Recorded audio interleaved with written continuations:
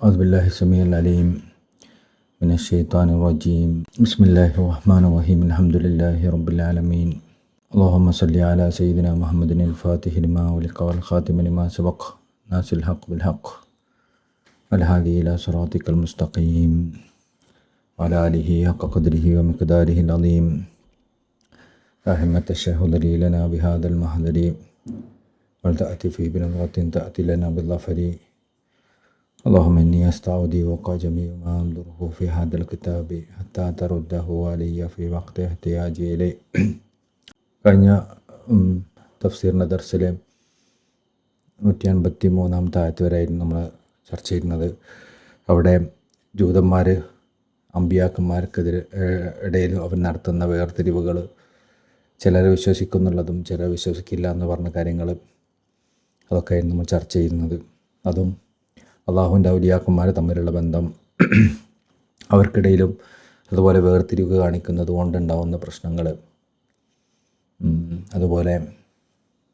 അതുപോലുള്ള കാര്യങ്ങളായിരുന്നു നമ്മൾ കഴിഞ്ഞ ദർസിൽ വിശദീകരിച്ചിരുന്നത്. ഇന്നും അതുപോലെ തന്നെ ജൂതന്മാരെ അവരുടെ മോശപ്പെട്ട പ്രവർത്തനങ്ങളെയും തന്നെയാണ് ഇനിയുള്ള അടുത്ത ആയത്തുകളിലും സൂചിപ്പിക്കുന്നത്. 154 മുതൽ 158 വരെയുള്ള ആയത്തുകൾ. അഊദുബില്ലാഹി മിനശ് ശൈത്വാനിർ റജീം. ബിസ്മില്ലാഹിർ റഹ്മാനിർ റഹീം. ورفعنا فوقهم الطور بميثاقهم وقلنا لهم ادخلوا الباب سجدا وقلنا لهم لا تعتدوا في السبت وأخذنا منهم ميثاقا غليظا റഫഅനാ ഫൗഖഹുമു ത്തൂറ ബിമീസാഖിഹിം. അവരുടെ അടുത്ത് നിന്ന് ഉടമ്പടി എടുക്കുന്നതിന് വേണ്ടി അല്ലാഹു സുബ്ഹാനഹു വ തആല അവരുടെ മുകളിൽ ഒരു പർവ്വതത്തെ ഉയർത്തി വെച്ചു. വഖുൽനാ ലഹും ഉദ്ഖുലുൽ ബാബ സുജ്ജദൻ. അതുപോലെ തന്നെ അവരോട് പറയപ്പെട്ടു കുനിഞ്ഞുകൊണ്ട്, സുജൂദ് എന്നുള്ള അർത്ഥത്തിലല്ല, കുനിഞ്ഞുകൊണ്ട് നിങ്ങൾ ആ കവാടത്തിലേക്ക് പ്രവേശിക്കണമെന്ന് അവരോട് പറയപ്പെട്ടു. അതുപോലെ വഖുൽനാ ലഹും ലാ തഅ്തുദൂ ഫിസ്സബ്ത്. പിന്നെ അവരോട് പറയപ്പെട്ടു സബ്ത്, ശനിയാഴ്ച ദിവസം നിങ്ങൾ അതിർ ലംഘിക്കരുത് എന്നും പറയപ്പെട്ടു. അത് ദാവൂദ് നബി അലൈഹി ഇസ്ലാമിൻ്റെ ഖൗമിനോട് അള്ളാഹു പറഞ്ഞതാണ്. വഅഖദ്നാ മിൻഹും മീസാഖൻ ഗലീദാ. അള്ളാഹു അവരിൽ നിന്ന് ഉറപ്പേറിയ ശക്തമായ ഒരു ഉടമ്പടി സ്വീകരിക്കുകയും ചെയ്തു.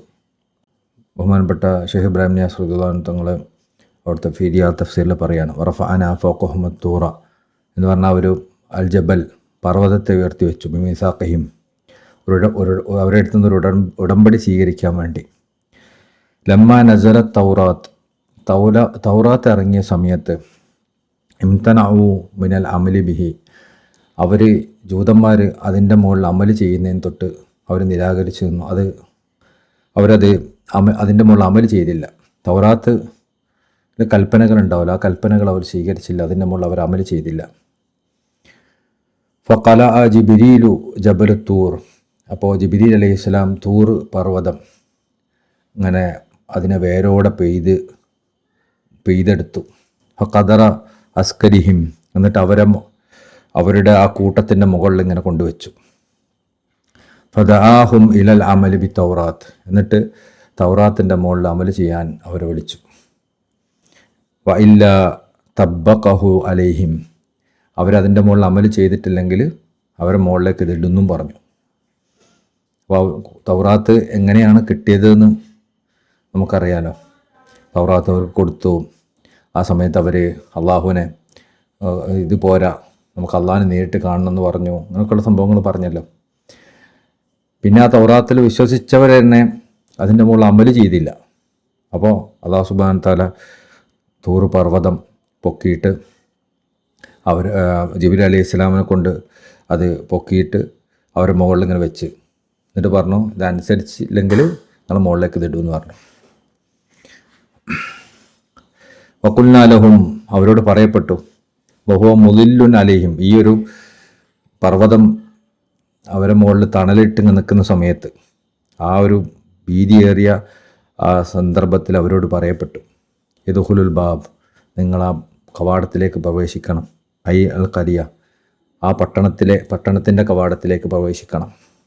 സുജ്ജദൻ, സുജൂദൽ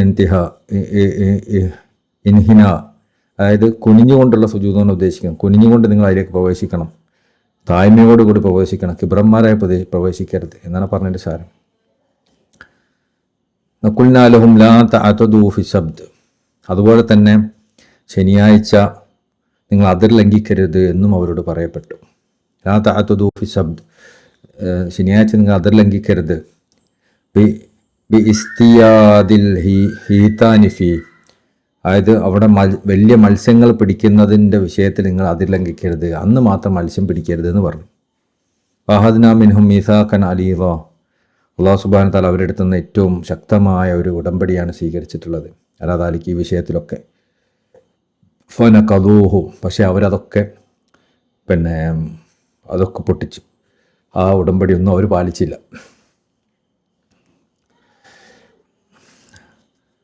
ബഹുമാനപ്പെട്ട ഇമാം റാസി റളിയല്ലാഹു അൻഹു തങ്ങൾ അവിടുത്തെ തഫ്സീറുൽ കബീറിൽ പറയുന്നു,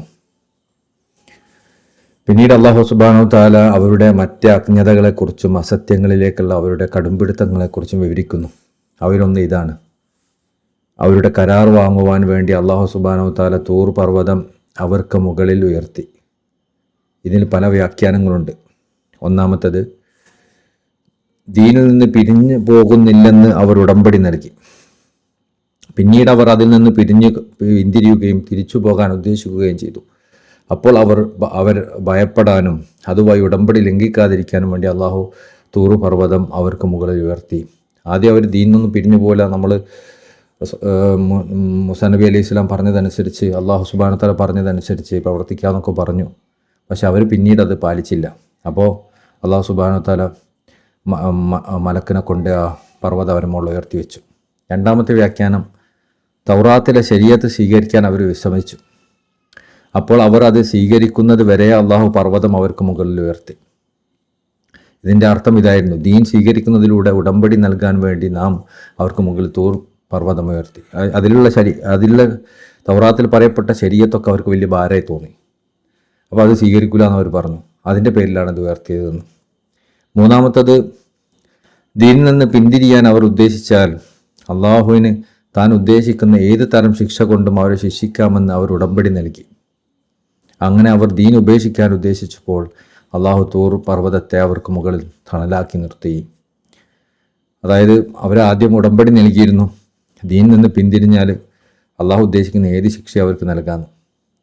ആ സമയത്ത് അവർ ദീനിൽ നിന്ന് പിന്തിരിഞ്ഞപ്പോൾ അള്ളാഹു സുബ്ഹാനഹു വ തആല തൂർ പർവ്വതത്തെ അവരെ മുകളിൽ വെച്ചതാണ്. അതാണ് അവരോട് കരാർ വാങ്ങുവാൻ വേണ്ടി നാം അവർക്ക് മീതെ പർവ്വതത്തെ ഉയർത്തുകയും ചെയ്തു എന്ന അള്ളാഹുവിൻ്റെ വചനത്തിൻ്റെ ഉദ്ദേശം. ലാ തഅദൂ ഫി സബ്ത് എന്നുള്ള ആയത്തുണ്ട്, ആ ഭാഗം ഉണ്ടല്ലോ, ശനിയാഴ്ച നിങ്ങൾ അതിക്രമം പ്രവർത്തിക്കരുത്. ഇതിൽ പ്രധാനമായി 2 വ്യാഖ്യാനങ്ങളാണുള്ളത്. ഒന്നാമത്തേത്, ആ ദിവസത്തിൽ മത്സ്യം വേട്ടയാടിക്കൊണ്ട് നിങ്ങൾ അതിക്രമം കാണിക്കരുത്. അൽ വാഹിദ് റളിയല്ലാഹു അൻഹു പറയുന്നു, അവനോട് ഏറ്റവും കഠിനമായ അതിക്രമം കാണിച്ചു എന്ന് അറബിയിൽ പറയാറുണ്ട്. അതായത് അവൻ അനീതി പ്രവർത്തിക്കുകയും അതിരുവിടുകയും ചെയ്തു. അവിടെ അതിക്രമം പ്രവർത്തിക്കുക എന്നാണ് ഉദ്ദേശിക്കുന്നത്, അതിരുവിടുക, അനീതി കാണിക്കുക എന്നൊക്കെയാണ്. അപ്പോൾ ഇവിടെ അതിൻ്റെ ഒരു വ്യാഖ്യാനം, ആ ദിവസം അള്ളാഹ് കൽപ്പിച്ചതിന് വിരുദ്ധമായി ചെയ്യരുത് എന്നർത്ഥം. അള്ളാഹുവിൻ്റെ ഈ വചനവും അതിൽ നിന്നുള്ളതാണ്. അപ്പോൾ അവർ അതിക്രമമായി അള്ളാഹുവിനെ ശകാരിക്കും. മറ്റൊരായത്തെ അതിന് തെളിവായി ഉദ്ധരിക്കുക, ഫയസുബുല്ലാഹു അദുവൻ. രണ്ടാമത്തെ വ്യാഖ്യാനം, ശനിയാഴ്ച നിങ്ങൾ തഅദു ചെയ്യരുത്. ഇത് വേഗത്തിൽ ഓടുക എന്നർത്ഥം വരുന്ന അദ്വ് എന്ന പദത്തിൽ നിന്നുള്ളതാണ്. ശനിയാഴ്ച ദിവസം ജോലി ചെയ്യുന്നതും ഉപജീവനം കണ്ടെത്തുന്നതും വിലക്കുക എന്നതാണ് ഇതിലൂടെ ഉദ്ദേശിക്കുന്നത്. അള്ളാഹു അവരോട് ഇങ്ങനെ പറയുന്നത് പോലെയാണത്: ഈ ദിവസം നിങ്ങൾ ജോലിയിൽ നിന്ന് വിട്ടുനിന്ന് സ്വസ്ഥമായിരിക്കുക, നിങ്ങളുടെ വീടുകളിൽ തന്നെ ഇരിക്കുക. നിശ്ചയമായും ഞാനാണ് നിങ്ങൾക്ക് അന്നം നൽകുന്നവൻ. അത് ശനിയാഴ്ച ദിവസം നിങ്ങൾ ജോലിക്ക് പോകണ്ട. അന്ന് നിങ്ങൾ എത്ര പൈസ കിട്ടിയാലും നിങ്ങൾ അതിന് പോകണ്ട. നിങ്ങൾ വീട്ടിൽ ഇരുന്നോളി, ഞാനാണ് നിങ്ങൾക്ക് അന്നം നൽകുന്നത്. അന്ന് എത്ര മീൻ കിട്ടും നിങ്ങൾ വിചാരിച്ചാലും അതിലേക്ക് പോകണ്ട. ഞാൻ നിങ്ങളോട് പറഞ്ഞല്ലോ പോകണ്ട എന്നുള്ളത്. ഇതുപോലെ തന്നെ നമ്മൾ പലപ്പോഴും നമുക്കൊക്കെ നല്ല ദിവസങ്ങളുണ്ടാവും നമ്മളെ ജീവിതത്തിൽ.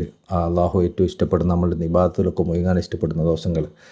ബാക്കി എല്ലാ ദിവസവും നമ്മൾ ജോലിയിലൊക്കെ മുഴുകും. ആ ദിവസം ആകുമ്പോൾ കുറച്ചും കൂടി അധികം ജോലിയിൽ മുഴുകും. നമ്മൾ ആ ദിവസമാണ് കൂടുതൽ പൈസ കിട്ടുകയെന്ന് വിചാരിച്ചിട്ട്. നമ്മളും ചെയ്യേണ്ടത് എന്താണ്? എല്ലാ ദിവസവും നമുക്ക് ഉപജീവനം നൽകുന്നവൻ അള്ളാഹുവാണ്. അപ്പോൾ ആ ദിവസം അള്ളാഹു നമ്മുടെ അടുത്ത് താല്പര്യപ്പെടുന്നത് ആ ജോലിയിൽ നിന്ന് മാറിയിട്ടുള്ള ഇബാദത്തുകളിലൊക്കെ മുഴുകാനാണല്ലോ. അതുകൊണ്ടാണ് അതിനെ അള്ളാഹു സുബ്ഹാനഹു വ തആല കുറച്ച് പോരിശ ഏറി കൊടുത്തത്. അപ്പോൾ നമ്മൾ അതിൽ മുഴുകുന്നതിന് പകരം ജോലിയിലാവും എല്ലാം അള്ളാഹിൻ്റെ താല്പര്യം മനസ്സിലാക്കാം. കാരണം ഉപജീവനം നൽകുന്ന അള്ളാഹുവാണ്. ഈ ഒരു കാര്യം തന്നെയായിരുന്നു ദാവൂദ് നബി അലൈഹി സ്വലാമിൻ്റെ കൗമിനോട് അള്ളാഹു പറഞ്ഞത്. നിങ്ങൾ ശനിയാഴ്ച നോക്കണ്ട, ബാക്കി ദിവസങ്ങളൊക്കെ ജോലി എടുത്തോളി. എന്നാൽ ശനിയാഴ്ച തന്നെ ഒരു ജോലിക്ക് പോയി. കാരണം അന്ന് കുറേ മത്സ്യം കിട്ടുമെന്ന് വിചാരിച്ചിട്ട്. തായിഫുൽ ഇശാരത്തിൽ ഇമാം ഖുശൈരി റളിയല്ലാഹു അൻഹു തങ്ങൾ പറയാം, മാ സാദഹും ഫില്ലാഹിരി ആയ ഇല്ലാ സാദു ഫി ഖുലൂബിഹിം ജഹ്ദൻ വ നുക്റ. അത് ഏതൊക്കെ സമയം അല്ലാഹു സുബ്ഹാനഹു വ തആല അവർക്ക് ബാഹ്യമായ ദൃഷ്ടാന്തങ്ങൾ വർദ്ധിപ്പിച്ചു കൊടുത്തുവോ, അവരുടെ ഹൃദയത്തിൽ അതുകൊണ്ട് അതിനെ തിരസ്കരിക്കുകയും അതിനെ തള്ളുകയും ചെയ്യലല്ലാതെ അവർ ഒന്നും വന്നിട്ടില്ല. മഹാജാദഹും ഫില്ലാഹിർ ആയ ആ ബാഹ്യമായ ദൃഷ്ടാന്തങ്ങളൊക്കെ അവർക്ക് എത്രത്തോളം വർദ്ധിച്ചു കൊടുത്തോ, ഒരുപാട് മോചിതത്തുകൾ അവർക്ക് ഇങ്ങനെ കാണിച്ചു കൊടുത്തോ, എത്രത്തോളം അതിങ്ങനെ കൂടിയോ, ആ കൂടുന്നതിനനുസരിച്ച് ആ കൂടുന്നതിനൊക്കെ അവർ നിഷേധിക്കുകയാണ് ചെയ്തത്. കൂടുന്നതിനൊക്കെ അവർ തിരസ്കരിക്കുകയാണ് ചെയ്തത്. അതിനൊന്നും സ്വീകരിക്കാൻ അവർ തയ്യാറായില്ല. അതുകൊണ്ട് അവർക്ക് ഈമാൻ വർദ്ധിക്കുകയൊന്നും ചെയ്തില്ല. ഫലം തംഫൗഹും സിയാദത്തു നസീബിൽ ആലാം. ബാഹ്യമായ അറിവുകളും ബാഹ്യമായ പ്രകടനങ്ങളും ഒന്നും അവർക്ക് ഒരു ഉപകാരവും ചെയ്തില്ല. ലമ്മാ ലം തൻഫതിഹ് ലിശുഹൂദിഹാ ബസായിറ ഖുലൂബിഹിം. എന്തുകൊണ്ടാണ് അങ്ങനെ ബാഹ്യമായ അറിവുകൾ അവർക്ക് ഉപകാരം ചെയ്യാതിരുന്നത്? ബാഹ്യമായ ദൃഷ്ടാന്തങ്ങൾ അവർക്ക് ഉപകാരം ചെയ്യാതിരുന്നത് എന്തുകൊണ്ടാണ്? അവരുടെ ഹൃദയത്തിൻ്റെ ഉൾക്കാഴ്ച ആ ദൃഷ്ടാന്തങ്ങൾ ഉൾക്കൊള്ളാൻ പ്രാപ്തമായിരുന്നില്ല. ആ കാരണം കൊണ്ട് ആ ദൃഷ്ടാന്തങ്ങൾക്കല്ല പ്രശ്നം. ആ ദൃഷ്ടാന്തങ്ങൾ ഇങ്ങനെ വർദ്ധിക്കുന്നതിനനുസരിച്ച് അവർ കൂടുതൽ മോശമാവുകയാണ് ചെയ്തത്. ജൂതന്മാർ എന്തുകൊണ്ടാണ് മോശമായത്? അവരുടെ ഹൃദയത്തിൻ്റെ ഉൾക്കാഴ്ച അതൊന്നും സ്വീകരിക്കാൻ തയ്യാറായിട്ടുണ്ടായിരുന്നില്ല. നമ്മൾ ഒരുപാട് അത്ഭുതങ്ങൾ കണ്ടതുകൊണ്ട്, ദൃഷ്ടാന്തങ്ങൾ മനുഷ്യൻ്റെ മുമ്പിൽ കാണിക്കപ്പെടുന്നത് കൊണ്ട് അവരുടെ ഈമാൻ വർദ്ധിക്കുമെന്നും വിശ്വാസ്യത വർദ്ധിപ്പിക്കുമെന്നും ഒന്നും വിചാരിച്ചു പോകരുത്. അങ്ങനെ ഉണ്ടാവുകയാണെങ്കിൽ ജൂതന്മാരുടെ സമൂഹത്തിന് അങ്ങനെ സംഭവിക്കുമായിരുന്നു. അവർക്ക് എത്രമാത്രം വലിയ ദൃഷ്ടാന്തങ്ങളാണ് കാണിക്കപ്പെട്ടത് ഓരോ സമയത്തും. എന്നിട്ട് അവർക്ക് ഈമാൻ വർദ്ധിക്കില്ലല്ലോ ചെയ്തത്, കുറയല്ല ചെയ്തത്. ഏതുവരെ ഇതൊക്കെ കാണിച്ച് അവരോട് പർവ്വതം അവരെ മുകളിൽ ഉയർത്തി അവരോട് ഇങ്ങനെ കുനിഞ്ഞു പോകാൻ, ആ കവാടത്തിലൂടെ കുനിഞ്ഞു പോകാൻ പറഞ്ഞ അവരെന്താ ചെയ്താറ്? അള്ളാഹിനെ കളിയാക്കിയിട്ട് ഞെരങ്ങിപ്പോയി. അതുപോലെ പിന്തിരിഞ്ഞു പോയി ചിലരൊക്കെ. ഇങ്ങനൊക്കെ സൂറത്തുൽ ബഖറയിൽ അത് വിശദീകരിക്കുന്നുണ്ട്. അപ്പോൾ അതുപോലെ ഈ ദൃഷ്ടാന്തങ്ങളൊക്കെ കണ്ടിട്ടും അതിനെ അള്ളാഹിനെ കളിയാക്കാൻ അവർ ഉപയോഗിച്ചത്. എന്തുകൊണ്ടാണ് അങ്ങനെ സംഭവിച്ചത്? അവർ ഹൃദയം അതിനു വേണ്ടിയിട്ട് അത് സാക്ഷ്യം വഹിക്കാൻ ഒരു ഈമാൻ അവരുടെ ഹൃദയത്തിൽ ഉണ്ടായിരുന്നില്ല. അതുപോലെ തന്നെയാണ് അള്ളാഹിൻ്റെ ഔലിയാക്കന്മാരുടെ വിഷയത്തിലും. അള്ളാഹിൻ്റെ ഔലിയാക്കന്മാർ എത്ര തന്നെ അത്ഭുതങ്ങൾ കാണിച്ചാലും, എത്ര തന്നെ ദൃഷ്ടാന്തങ്ങൾ അവർ സത്യമാണെന്ന് തെളിയിക്കുന്നതുണ്ടായാലും, അവരിൽ വിശ്വസിക്കാത്തവർ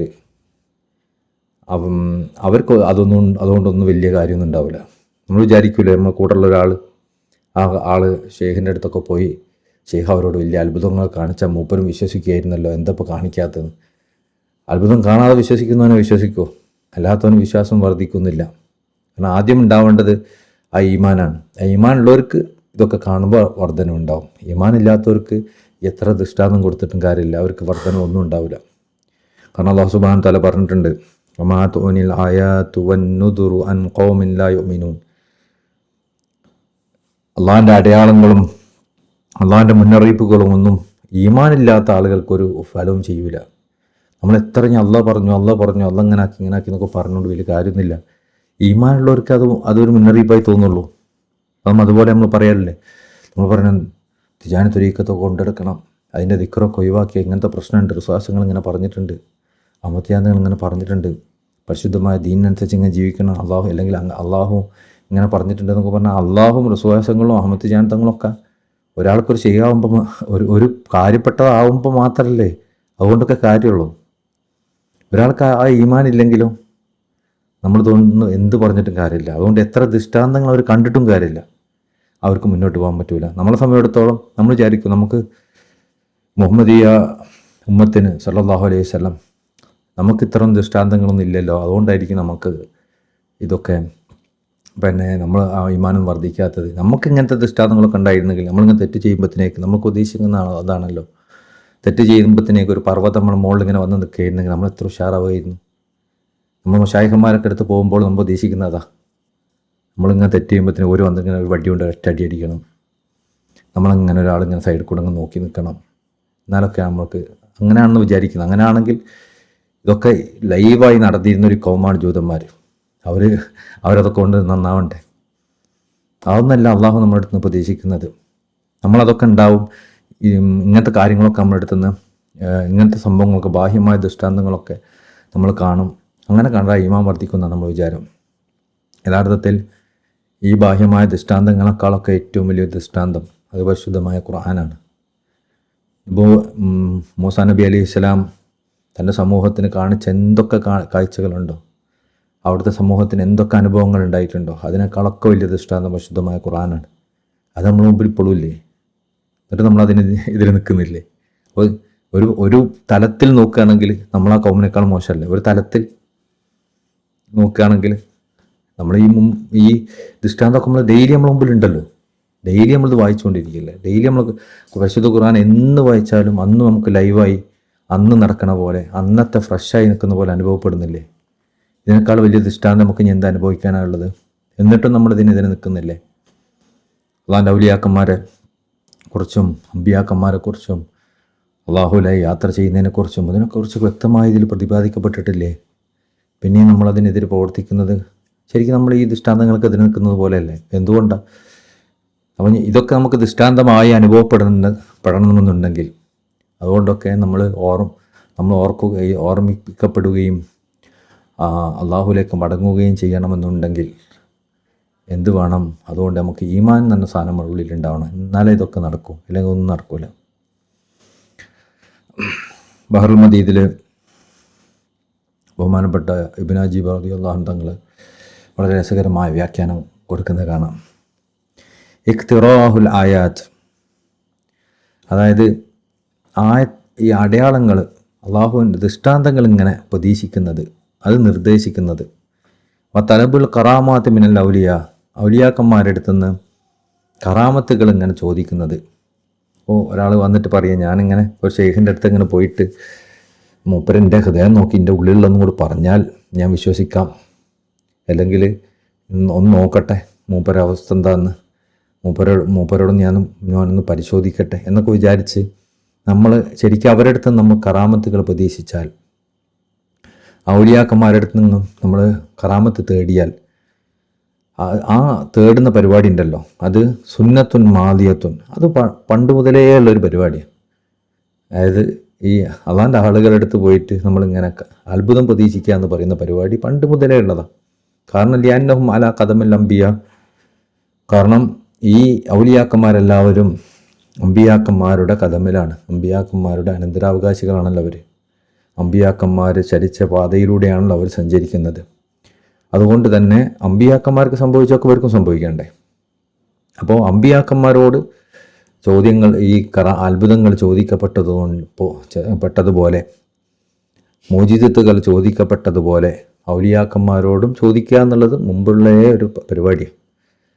മായുക്കാലലഹും ഇല്ലാമാക്കയിൽ അമ്പിയാ ഈ കബിലഹും, അവർക്ക് മുമ്പുള്ള അമ്പിയാക്കന്മാരോട് ചോദിക്കപ്പെട്ടതുപോലെ തന്നെയാണ് അവരോട് ചോദിക്കപ്പെട്ടത്, വേറൊന്നുമല്ല. ഫലാ തകാദു തജിദു അഹദുൻ യുസദ്ദിഖു ബിവലിയ്യിൻ, നിങ്ങൾക്കൊരാളെ കണ്ടെത്താൻ പറ്റൂല, ഒരു വലിയനെ വിശ്വസിക്കുന്ന ഒരാളെ കണ്ടെത്താൻ പറ്റൂല. ഹത്താ തദ്ഹറു അലൈഹിൽ കറാമ, ഒരു കറാമത്ത് കണ്ടിട്ട് വലിയനെ വിശ്വസിച്ചതല്ലാത്ത ഔലിയാക്കന്മാരെ വിശ്വസിക്കുന്നവരെ കണ്ടെത്താൻ പോലും പറ്റാത്ത അവസ്ഥയായിരിക്കുന്നു. അത്രത്തോളം ഔലിയാക്കന്മാരെ കൂടെ നടക്കുന്നവരും ഓല അത്ഭുതം കണ്ടിട്ട് മാത്രം അവരെ കൂടെ നടക്കണം, അങ്ങനത്തെ അവസ്ഥ എത്തിയിരിക്കുന്നു. എന്നാൽ ഈ ആയത്തുകളിലൂടെ നമുക്ക് പഠിപ്പിച്ചു തരുന്നത് എന്താ അറിയോ? കാരണം മൂസാ നബി അലൈഹി ഇസ്ലാമിനോട് റസൂലുള്ളാഹി സ്വല്ലല്ലാഹു അലൈഹി വസല്ലമയോട് ജൂതന്മാർ ചോദിച്ചത് എന്താ? മൂസാ നബിനോട് ചോദിച്ചു, മൂസാ നബി അലൈഹി ഇസ്ലാമെ, ഈ തൗറാത്ത് കൊണ്ടുവരുന്നതിന് പകരം അള്ളാഹനെ നേരിട്ടും കൂടെ കാണിച്ചു തരണം. ആ അത്ഭുതം ചോദിക്കുകയാണ്. നബി സല്ലല്ലാഹു അലൈഹി വസല്ലം തങ്ങളോട് അവർ ചോദിച്ചാൽ എന്താ? ഖുർആൻ ഇങ്ങനെ പാകം കുറച്ചിച്ച് ഇറങ്ങുന്നതിന് പകരം ഫുള്ള് ഇറക്കി തരണം, തൗറാത്ത് ഇറങ്ങിയ പോലെ. നമുക്ക് അത്ഭുതം ചോദിക്കുകയാണ്. ഇങ്ങനത്തെ പരിപാടി കൊണ്ട് ജൂതന്മാർ നന്നായിട്ടുണ്ടോ? ഇല്ലല്ലോ. അതുപോലെ തന്നെ ഔലിയാക്കന്മാരോട് അങ്ങനെ ചോദിക്കുന്നത് ആ സുന്നത്തിനെ പിന്തുടർന്നുകൊണ്ട് തന്നെ എല്ലാവരും മനുഷ്യന്മാർക്ക് ചോദിക്കുന്നുള്ളത് മനുഷ്യന്മാരുടെ രീതിയാണ്. എന്നാൽ വഹുവ ജഹലുൻ കബീർ, അതൊരു ഭയങ്കര വലിയൊരു അജ്ഞതയാണ്. നമ്മളെ നാച്ചർ എങ്ങനെയാണെങ്കിലും ആ നാച്ചറിൻ്റെ പിന്നാലെ പോകരുത്, ആ പ്രകൃതിക്ക് പിന്നാലെ നമ്മൾ പോകരുത്. കാരണം അതൊരു വലിയ ജഹലാണ്. ലിഅന്ന കറാമത്ത ഖദ് തദ്ഹറു അലാ മൻ ലം തക്മുലു ലഹുൽ ഇസ്തിഖാമ.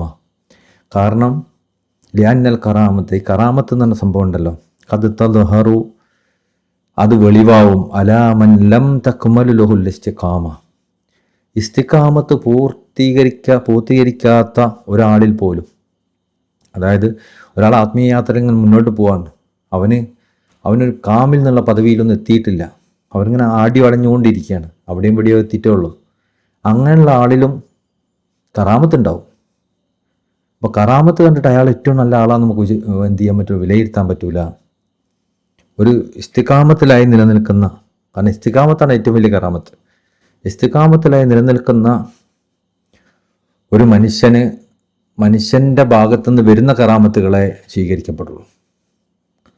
ഒരു മനുഷ്യന് പരിശുദ്ധമായ ശരീഅത്തനുസരിച്ച്, റസൂലുള്ളാഹി സ്വല്ലല്ലാഹു അലൈഹി വസല്ലം സുന്നത്തനുസരിച്ച്, അള്ളാഹുവിൻ്റെ ദീനനുസരിച്ച്, മശായിഖന്മാരുടെ രീതികളൊക്കെ അനുസരിച്ച് ദിക്റിലും ഇബാദത്തിലും ദഅവത്തിലും ഖിദ്മത്തിലും ഒക്കെ നിരന്തരം തുടർന്നു കൊണ്ടുപോകുന്നുണ്ട് ഒരു മനുഷ്യനെന്ന് കരുതാം. അത് ഇസ്തിഖാമത്തല്ല, പിന്നെ എന്താ ഇസ്തിഖാമത്ത്? ആ ഇസ്തിഖാമത്തിലായി ഒരു മനുഷ്യൻ ചലിക്കുന്നുണ്ടെങ്കിൽ അതാണ് ഒരു മനുഷ്യന് അള്ളാഹു കൊടുക്കാവുന്നതെന്ന് വെച്ച ഏറ്റവും വലിയ അത്ഭുതം, കറാമത്ത്. സാധാരണ ആളുകൾക്ക് പറ്റൂലത്. അങ്ങനെ ഒരു കാര്യം ഒരാളിൽ നിന്ന് ഉണ്ടാവുന്നുണ്ടെങ്കിൽ അദ്ദേഹത്തിൽ നിന്ന് വരുന്ന മറ്റ് കറാമത്തുകളും സ്വീകരിക്കപ്പെടും. ആ ഒരു കാര്യം അദ്ദേഹത്തിന് ഉണ്ടെങ്കിൽ, ഇസ്തിഖാമത്ത് ഉണ്ടെങ്കിൽ മറ്റുമൊക്കെ അദ്ദേഹത്തിന് സ്വീകരിക്കപ്പെടും. എന്നാൽ ഇസ്തിഖാമത്തില്ലാത്ത ഒരാൾക്ക്, നമ്മളുടെ ഭാഷ പറഞ്ഞ ത്വരീഖത്തിൻ്റെ കൗലിൽ പറഞ്ഞ ഒരു ഷെയ്ഖിൽ ഉറച്ചു നിൽക്കാത്തൊരു മനുഷ്യൻ, ഷെയ്ഖിനെക്കുറിച്ചോ ത്വരീഖത്തിനെക്കുറിച്ചോ സംശയമുള്ള ഒരാൾ, ഷെയ്ഖിൻ്റെ ഖിദ്മത്തിലും ഷെയ്ഖ് പറഞ്ഞ കാര്യങ്ങളിലും സ്ഥിരതയില്ലാത്തൊരു മനുഷ്യൻ, ആ മനുഷ്യന് കുറേ അത്ഭുതങ്ങൾ കാണുകയാണ്, കേൾക്കുകയാണ്. അതുകൊണ്ട് അദ്ദേഹം ഷെയ്ഖിലേക്ക് പൂർണ്ണമായി തിരിഞ്ഞിട്ടല്ല, ഷെയ്ഖ് പറഞ്ഞ കാര്യങ്ങൾ അവരനുസരിക്കുന്നില്ല, ത്വരീഖത്തിൻ്റെ യാത്രക്കനുസരിച്ച് പൂർണ്ണമായ രൂപത്തിൽ അദ്ദേഹം യാത്ര ചെയ്യുന്നില്ല. അവർക്ക് കാണുന്ന അത്ഭുതങ്ങൾ, അവർക്ക് അനുഭവപ്പെടുന്ന വലിയ കാര്യങ്ങൾ, അവരിൽ നിന്നുണ്ടായിത്തീരുന്ന വലിയ കാര്യങ്ങൾ, അതൊന്നും സ്വീകരിക്കപ്പെടാൻ പറ്റൂല. കാരണം അതൊന്നും കറാമത്തിൻ്റെ പരിധിയിൽ വരുന്നതല്ല. അങ്ങനെ അത്ഭുതങ്ങളുണ്ടാവാം, രണ്ടും ഒരേപോലെ ആയിരിക്കും.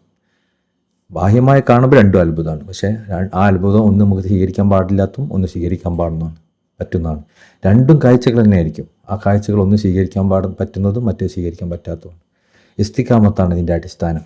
അപ്പോൾ ഒരു പരിപൂർണനായ ഇസ്തിഖാമത്തിൽ സ്ഥിരതയുള്ള ഒരാളിൽ നിന്ന് ഇല്ലാത്തൊരു മനുഷ്യനിൽ നിന്ന് വെളിവാകുന്നതൊന്നും കറാമത്തല്ല. അത് അങ്ങനെ എല്ലാത്തവർക്കും കറാമത്ത് ഉണ്ടാവാം. വഖദ് തകൂനു ഇസ്തിദ്റാജൻ വമക്റൻ, ചിലപ്പോൾ അത് ഒരു ഇസ്തിദ്റാജായിരിക്കും. അള്ളാഹു അവന് കൊടുക്കുന്ന, അവനെ വൈകേടിലാക്കാൻ വേണ്ടി, അവൻ്റെ ഭാഗത്ത് നിന്ന് എന്തെങ്കിലും അദബുകേട് വന്നതിൻ്റെ പേരിൽ, അവന് ഒരു മോശപ്പെട്ട കാര്യം ചെയ്തതിൻ്റെ പേരിൽ അവന് വഴിതെറ്റിക്കാൻ വേണ്ടി അവന് കൊടുക്കുന്നൊരു അത്ഭുത കാര്യമായിരിക്കും. ഒരാൾക്ക് ഈ പ്രത്യേകിച്ച് അള്ളാഹിൻ്റെ ഔലിയാക്കന്മാരെ മാർഗം സ്വീകരിച്ചവർ പിന്നീട് വഴിതെറ്റുമ്പോൾ അവർ പൂർണ്ണമായും കള്ളുടിയിലേക്കും വ്യഭിചാരത്തിലേക്കും അങ്ങനെ പോകുന്ന ആളുകളായിരിക്കില്ല. അവർക്ക് അതിനോടൊന്നും അവർക്ക് താല്പര്യം ഉണ്ടാവില്ല. അപ്പോൾ അവർ അള്ളാഹിൻ്റെ ഖലീഫനെ ഒഴിവാക്കുക എന്ന് പറയുമ്പോൾ അവർ നേരെ പോയി കള്ളുഷാപ്പിലേക്ക് പോകാമെന്നല്ല അവർ ചെയ്യുക. ഇത് ഒഴിവാക്കിക്കൊണ്ട് വേറെ നല്ല കാര്യങ്ങൾ അവർ ചെയ്യും. അപ്പോൾ അവരെ വഞ്ചിക്കാൻ, അവരെ വഞ്ചിക്കാൻ ശൈത്താൻ അവരുടെ മുമ്പിൽ കാണിക്കുന്ന കാര്യങ്ങൾ, അത്ഭുതങ്ങൾ, അതിനെ നമ്മൾ ഇസ്തിദ്രാജ് എന്നാണ് പറയാം. അപ്പോൾ അവർക്ക് ആ അള്ളാഹിൻ്റെ ഖലീഫനെ ഒഴിവാക്കിയാലും അവരിൽ ഒരുപാട് അത്ഭുതങ്ങൾ കാണും. അവർ പറഞ്ഞ ചില പല കാര്യങ്ങൾ നടക്കും. അവർക്ക് പല അത്ഭുത കാര്യങ്ങൾ ചെയ്യാൻ സാധിക്കും. അതവർക്ക് അവരുടെ നഫ്സും ശൈത്താനും അവരുടെ മുമ്പിൽ ഉണ്ടാക്കി കൊടുക്കുന്ന കാര്യങ്ങളാണ്. ആ അള്ളാഹു എന്തിനാണ് അവർക്ക് അനുവദിച്ച് കൊടുക്കുന്നത്? അവർ അള്ളാഹിൻ്റെ ഖലീഫനെ ഒഴിവാക്കിയത് കൊണ്ട്, അവരേറ്റവും വലിയ തെറ്റ് ചെയ്തത് കൊണ്ട് അവർക്ക് ആ വഴിയിലൂടെ എങ്ങനെ ഒരു വഴി കാണിച്ചു കൊടുക്കാം. എല്ലാം അങ്ങനെ പോയിക്കോ. അവരുദ്ദേശിച്ച് അവർക്ക് മോശപ്പെട്ട കാര്യങ്ങൾ അവരുടെ മുമ്പിൽ കാണിച്ചു വെച്ചാൽ ചിലപ്പോൾ ഇതും നല്ല കാര്യമില്ല എന്ന് പറഞ്ഞാൽ ഒരു ഒഴിവാക്കും. ഇതുപോലുള്ള കാര്യങ്ങൾ കാണിച്ചെടുത്താൽ അവരതിലിങ്ങനെ പോയിക്കോളും. പോയി ലാസ്റ്റ് ഏറ്റവും വലിയ പടുകുയിലേക്ക്, ഏറ്റവും മോശപ്പെട്ട മരണത്തിൻ്റെ പടുകുയിലേക്ക്, ഈമാനില്ലാതായി പോകുന്ന മരണത്തിൻ്റെ പടുകുയിലേക്ക് അവർ അങ്ങനെ വീണു പോകും. അതിന് ഇപ്പോൾ അങ്ങനെയാണല്ലോ. അപ്പോൾ നമ്മൾ ചെറിയ കുട്ടികൾക്കൊക്കെ ഇപ്പോൾ നമ്മൾ ഒരു മയക്കുമരുന്ന് കൊടുക്കണം, മയക്കുമരുന്ന്, ഒരു കള്ള് കൊടുക്കണം. ഇതൊക്കെ നമ്മളിങ്ങനെ ഓരോ ഉഷാറാക്കാൻ അവർക്ക് അതന്നെ നേരം കൂടെ കൊടുത്താൽ അവർ കഴിക്കണമെന്നില്ല. അപ്പോൾ നമ്മളെന്ത് ചെയ്യും? കള്ളന്മാരൊക്കെ എന്താ ചെയ്യുക? അവർക്ക് ഇഷ്ടമുള്ള എന്തെങ്കിലും സാധനത്തിൻ്റെ ഉള്ളിലേക്ക് കൊടുക്കും, ഒരു മുട്ടായിൻ്റെ ഉള്ളിലേക്ക് കൊടുക്കും, ഒരു ഐസ്ക്രീമിൻ്റെ ഉള്ളിലേക്ക് കൊടുക്കും. അങ്ങനെ അവർ കഴിച്ചാൽ എന്താവും? അതിൻ്റെ ഉള്ളിലൂടെ അവരിങ്ങനെ പോകും. അതുകൊണ്ട് അവർക്ക് അതാണ് ഇഷ്ടം എന്ന കാരണം കൊണ്ട്. അതുപോലെ അള്ളാഹിൻ്റെ ഔലിയാക്കന്മാരെ വഴി ഒഴിവാക്കിയവർ, അവരെ നിഷേധിച്ചവർ, അവരെത്ര നല്ലവരായി ബാഹ്യമായി കാണുന്നവരാണെങ്കിലും അവർക്ക് അവരെ വഴിതെറ്റിക്കാനുള്ളൊരു മാർഗമാണ് ശരിക്കും ഈ അത്ഭുതങ്ങൾ. അത്ഭുതങ്ങൾ അവർക്കിങ്ങനെ ഇതിൻ്റെ അവരെ അമലുകൾക്കൊക്കെ ചുറ്റിപ്പൊതിഞ്ഞ് അവരമലുകളാകുന്ന മിഠായി പൊതിൻ്റെ ഉള്ളിൽ ചുറ്റിപ്പൊതിഞ്ഞിട്ട് അവർക്ക് മുമ്പിൽ കാണിക്കപ്പെടും. അപ്പോൾ അവരതിങ്ങനെ സ്വീകരിച്ചിട്ട് മുന്നോട്ട് പോയി ലാസ്റ്റ് വൈകേടിൻ്റെ അങ്ങേയറ്റത്തായിരിക്കും അവർ എത്തിച്ചേരുന്നുണ്ടാവും. അതിന് ഇസ്തിദ്രാജ് എന്നാണ് പറയാം. അപ്പോൾ ഇസ്തിഖാമത്തില്ലാത്തവരുടെ ഭാഗത്തു നിന്ന് വരുന്ന അത്ഭുതങ്ങൾ ഇസ്തിദ്രാജാണ്. അത് ചിലപ്പോൾ അതായിരിക്കാം. അപ്പോൾ അത് വെച്ചിട്ട് നിങ്ങൾ ഒരാൾ വലിയ ആളാണെന്ന് കരുതി പോകരുത്. അപ്പോൾ മക്കറൻ ചിലപ്പോൾ അള്ളാഹു അവനെ പരീക്ഷിക്കായിരിക്കാം. അപ്പോൾ നല്ലൊരു ഒരു മുരീദാണ്, നേരായ വഴിയിൽ സഞ്ചരിക്കുന്നവനാണ്. പക്ഷെ അവന് എത്രത്തോളം സിദ്ധിക്കുണ്ട് എന്ന് പരിശോധിക്കാൻ വേണ്ടി അവന് ചിലപ്പോൾ ഒരു അത്ഭുതം അത്ഭുത സിദ്ധി അവന് കൊടുത്തെന്ന് വരാം. അവൻ അള്ളാഹുലേക്കാണോ തിരിയുന്നത്, ഈ അത്ഭുതത്തിലേക്കാണോ എന്ന് നോക്കാൻ വേണ്ടി. അതൊരു മക്കറാണ്, പരീക്ഷനാണ്. അവന് ആ അത്ഭുതത്തിലേക്ക് നോക്കിപ്പോയാൽ അവന് അതിലൂടെ വഴിതെറ്റും. അപ്പോൾ ഈ ചില ആളുകൾക്ക് അള്ളാഹുവിൻ്റെ മക്കറായി, അള്ളാഹുവിൻ്റെ ഒരു തന്ത്രമായി അവരുടെ മുമ്പിൽ വെളിവാക്കപ്പെടുന്ന ഒന്നായിരിക്കാം ആ അത്ഭുതം. അതുകൊണ്ടും നമുക്ക് അയാൾ നല്ലതാണെന്ന് പറയാൻ പറ്റില്ല. അപ്പോൾ ശേഖ് അവർകൾ ചോദിക്കാം, അയ്യു കറാമത്തിന്ന അളമുമിൻ ഉലൂമുല്ല ദുനിയ വഖലാഖൻ നബവിയ. നിങ്ങൾ അത്ഭുതം തേടി പോവുകയാണോ? നിങ്ങൾ കറാമത്തിൻ്റെ പിന്നാലെയാണോ? ഔലിയാക്കന്മാർ കറാമത്തിൻ്റെ പിന്നാലെയാണോ നിങ്ങൾ പോകുന്നത്? അയ്യു കറാമത്തിന്ന അളമുമിൻ ഉലൂമുല്ല ദുനിയ. ദുനിയ ഇൽമിൻ്റെ, ദുനിയ ഇൽമു എന്ന് പറഞ്ഞാൽ അള്ളാഹുവിൻ്റെ പരിശുദ്ധമായ ഖുർആനിൻ്റെയും സുന്നത്തിൻ്റെയും മശായിഖന്മാരുടെ വാക്കുകളുടെയും ഒക്കെ ഉൾപ്പൊരുൾ അറിയാൻ സാധിക്കുന്ന ഒരു ബസീറത്താണല്ലോ ദുനിയ ഇൽമ്. അള്ളാഹു നേരിട്ട് അവർ ഹൃദയത്തിലേക്ക് ഇറക്കി കൊടുക്കുന്നതാണ്. അത് ഒരാൾക്ക് ഉണ്ടാവുക. വല്ല ഖലാഖൻ നബവിയ, റസൂലുള്ളാഹി സ്വല്ലല്ലാഹു അലൈഹി വസല്ലം ഏറ്റവും സംശുദ്ധമായ, ഏറ്റവും ഉദാത്തമായ സ്വഭാവവിശേഷണങ്ങൾ ഒരു മനുഷ്യനിൽ ഉണ്ടാവുക എന്നതിനേക്കാൾ വലിയ കറാമത്ത് എന്താണ്? ആർക്കാ അത് അങ്ങനെ സാധനം ഉണ്ടാക്കിയെടുക്കാൻ സാധിക്കാം? ഒരു മനുഷ്യനെ ഒറ്റയ്ക്ക് ഉണ്ടാക്കാൻ കഴിയുമോ? അതൊക്കെ ഒരിക്കലും ഉണ്ടാക്കാൻ കഴിയില്ലല്ലോ. ഒരു മനുഷ്യനെ നിങ്ങൾ കറാമത്ത് അന്വേഷിച്ച് പോവുകയാണെങ്കിൽ ആ മനുഷ്യനിൽ കാണുന്ന ഏറ്റവും വലിയ കറാമത്ത് ഈ ഇൽമിൻ്റെ ബസീറത്താണ്. അള്ളാഹു കൊടുക്കുന്നില്ല ദുനിയായ ഒരു ബസീറത്താണ്. അതവന് അള്ളാഹു കൊടുത്തിട്ടുണ്ടോ? അത് അള്ളാഹു നൽകിയ ഏറ്റവും വലിയ ഒരു കറാമത്താണ്. റസൂലുള്ളാഹി സ്വല്ലല്ലാഹു അലൈഹി വസല്ലം സുന്നത്ത് അദ്ദേഹം പിന്തുടരുന്നുണ്ടോ? അതിൽ അദ്ദേഹം ഉറച്ചു നിൽക്കുന്നു. അള്ളാഹു അവൻ നൽകിയ ഏറ്റവും വലിയ കറാമത്താണ്. അതിനേക്കാൾ വലിയ കറാമത്ത് എന്താ?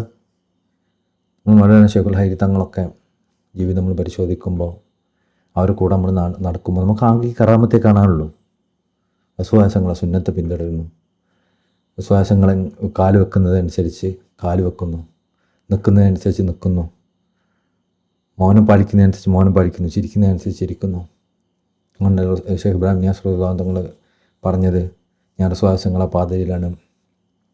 തങ്ങൾ ഒരു സ്റ്റെപ്പ് മുന്നോട്ട് വെച്ചാൽ ഞാനും മുന്നോട്ട് വെക്കും. തങ്ങൾ നിന്നാൽ ഞാൻ നിൽക്കും സല്ലല്ലാഹു അലൈഹി വസല്ലം. അങ്ങനത്തെ മശായിഖന്മാർക്ക് ഇനി അതിൻ്റെ അപ്പുറത്ത് എന്ത് കറാമത്ത് നമ്മൾ പ്രതീക്ഷിക്കുന്നത്? ആ കറാമത്ത് ഉണ്ടെങ്കിൽ അവരോട് വേറെ എന്തെങ്കിലും കറാമത്ത് വന്നാൽ അതും സ്വീകരിക്കാം. ആ കറാമത്തില്ലാതെ ഒരു മനുഷ്യനിൽ വരുന്ന എന്ത് കറാമത്തും നമുക്ക് എന്ത് സ്വീകരിക്കും? ഒരു മനുഷ്യൻ ഇങ്ങനെ വലിയ അത്ഭുതം കാണിക്കുന്ന ആളാണ്, വലിയ മഹാനാണെന്നൊക്കെ പറയുന്നു, അദ്ദേഹം പരിശുദ്ധമായ സുന്നത്ത് പിന്തുടരുന്നില്ല, അല്ലെങ്കിൽ റസൂലുള്ളാഹി സ്വല്ലല്ലാഹു അലൈഹി വസല്ലം തങ്ങളുടെ സ്വഭാവവിശേഷങ്ങൾ അദ്ദേഹത്തിനില്ല, മറ്റുള്ളവർ ന്യൂനങ്ങളും കുറ്റങ്ങളും പറഞ്ഞടക്കലാണ് അവൻ്റെ സ്വഭാവം, അല്ലെങ്കിൽ മറ്റുള്ളവർക്ക് വിട്ടുവീഴ്ച ചെയ്യാൻ അവർ തയ്യാറല്ല, കുറ്റങ്ങളും കുറവുകളും അന്വേഷിച്ച് നടക്കലാണ്. ഇതൊക്കെയാണ് ഒരു മനുഷ്യൻ്റെ സ്വഭാവമെങ്കിൽ എങ്ങനെയാണ് ബാക്കിയുള്ള കറാമത്തുകൾ വന്ന് നമ്മൾ വിശ്വസിക്കുക? കാരണം ബാക്കിയുള്ളതൊക്കെ പിന്നെ ഇസ്തിദ്രാജാണ്. ഇതുണ്ടെങ്കിലേ ബാക്കിയുള്ളതൊക്കെ സ്വീകരിക്കാൻ പറ്റൂ. അപ്പോൾ ചോദിക്കണം, റസൂലുള്ളാഹി സ്വല്ലല്ലാഹു അലൈഹി വസല്ലമയുടെ പരിശുദ്ധമായ പാവനമായ ആ സ്വഭാവം അത് കൊണ്ടെടുക്കലും ഇലദുനിയായ ഇൽമും അതിനേക്കാൾ വലിയ കറാമത്ത് എന്താണ് ഒരു മനുഷ്യനെ കിട്ടാനുള്ളത്? വഖാല ശൈഖുനാ റളിയല്ലാഹു അൻഹു, ഹനഫികളുടെ ഷെയ്ഖ്, ബഹുമാനപ്പെട്ട അലി ദർഖാവി തങ്ങളായിരിക്കും, അല്ലെങ്കിൽ ഷാദുൽ ഇമാമായിരിക്കും, ആരെങ്കിലും. അദ്ദേഹം പറഞ്ഞു, വഖദ് ലഹറത്തിൽ കറാമാതു അലൽ മുതഖദ്ദിമീൻ, നമ്മൾക്ക് മുമ്പുള്ള ഒരുപാട് മഹത്തുക്കളായ ഔലിയാക്കന്മാർക്ക് അവരുടെ കറാമത്ത് വെളിവാക്കപ്പെട്ടപ്പോൾ വലം ഇൻകാർ അലൈഹിം, ആ കറാമത്ത് വെളിവാക്കിയെന്ന കാരണം കൊണ്ട് ആരും അവരെ ഇൻകാർ ചെയ്യാതിരുന്നിട്ടില്ല, അവരെ നിഷേധിക്കാതിരുന്നിട്ടില്ല. അവരെത്ര വലിയ ഔലിയാക്കന്മാരായി എത്ര വലിയ കറാമത്ത് കാണിച്ചിട്ട് ആൾക്കാർ പിന്നെ അവരെ എതിർത്തിട്ടുണ്ട്. അപ്പോൾ കറാമത്തല്ല വലിയ കാര്യം എന്ന് പറയാം. കാണിച്ചാലും ആൾക്കാർക്ക് മനസ്സിലാവില്ല. കാണിച്ചു നോക്കി എന്ന് പറയും, പക്ഷെ എന്നാലും കാണിച്ചാൽ ആൾക്കാർക്ക് മനസ്സിലാവില്ല. അതാണ് ഈ സുന്നത്തൊക്കെ പഠിപ്പിക്കുന്നത്. വാലം, ഇനി മഹാനവറുകൾ പറയാണ്, അള്ളാഹുവിനെ കാണാൻ വേണ്ടി ചോദിച്ചല്ലോ ജൂതന്മാർ മൂസാ നബി അലൈഹി സ്വലാമിനോട് അള്ളാഹിനെ നേരിട്ട് കാണണമെന്നും. ആ ചോദ്യത്തെക്കുറിച്ചുള്ള വിശദീകരണം, അള്ളാഹിനെ കാണാൻ പാടില്ല, പറ്റൂല എന്നാണോ അതിൽ നിന്ന് മനസ്സിലാവുക? വാലം, നിങ്ങളറിയണം. നമ്മളൊക്കെ പറയും മൂസാ നബി അള്ളാഹിനോട് ചോദിച്ചു അള്ളാഹിനെ കാണാൻ പറ്റിയില്ല, മൂസാ നബീൻ്റെ കൗമ് ചോദിച്ചു അള്ളാഹു അവരെ ശിക്ഷിച്ചു, അപ്പോൾ പിന്നെ അങ്ങനത്തെ കാര്യം നമുക്ക് ചോദിക്കാൻ പാടുണ്ടോ? ഒന്നാമത്തത് അള്ളാഹുവിൻ്റെ ദാത്തിനെ കാണാമെന്നുള്ള അർത്ഥത്തിലല്ല നമ്മൾ ചോദിക്കുന്നത്. അങ്ങനെ ആർക്കും കാണാൻ കഴിയില്ല. അള്ളാഹിൻ്റെ ദാത്തിനെ കാണുമ്പോൾ നമ്മളില്ലാണ്ടാവും. അവിടെ കാഴ്ചയില്ല, കാഴ്ച ഉണ്ടെങ്കിൽ കാണാൻ പറ്റും. എന്നാൽ അള്ളാഹുവിൻ്റെ ദാത്തിൻ്റെ തജല്ലിനെയാണ് അവിടെ ഉദ്ദേശിക്കുന്നത്. ആ കാഴ്ച ശരിയാണ്, ദുനിയാവിലും ആഖിറത്തും കാണാൻ പറ്റും. അപ്പോൾ ആ കാഴ്ച പറ്റൂല എന്നാണോ അതിൻ്റെ അർത്ഥം? അപ്പോൾ അതല്ല അതിൻ്റെ അർത്ഥം. കാരണം വാലം, നിങ്ങളറിയണം, അന്ന തലബർ റൊയ്യത്ത് ഫി ദുനിയ ലൈസ ബി മുംതനിഅ, ദുനിയാവിൽ നമ്മൾ അള്ളാഹിൻ്റെ ആ ഒരു തജല്ലി കാണുക എന്ന് പറയുന്നത് ലൈസ ബി മുംതനിഅ, അത് പറ്റാത്ത കാര്യമൊന്നുമല്ല.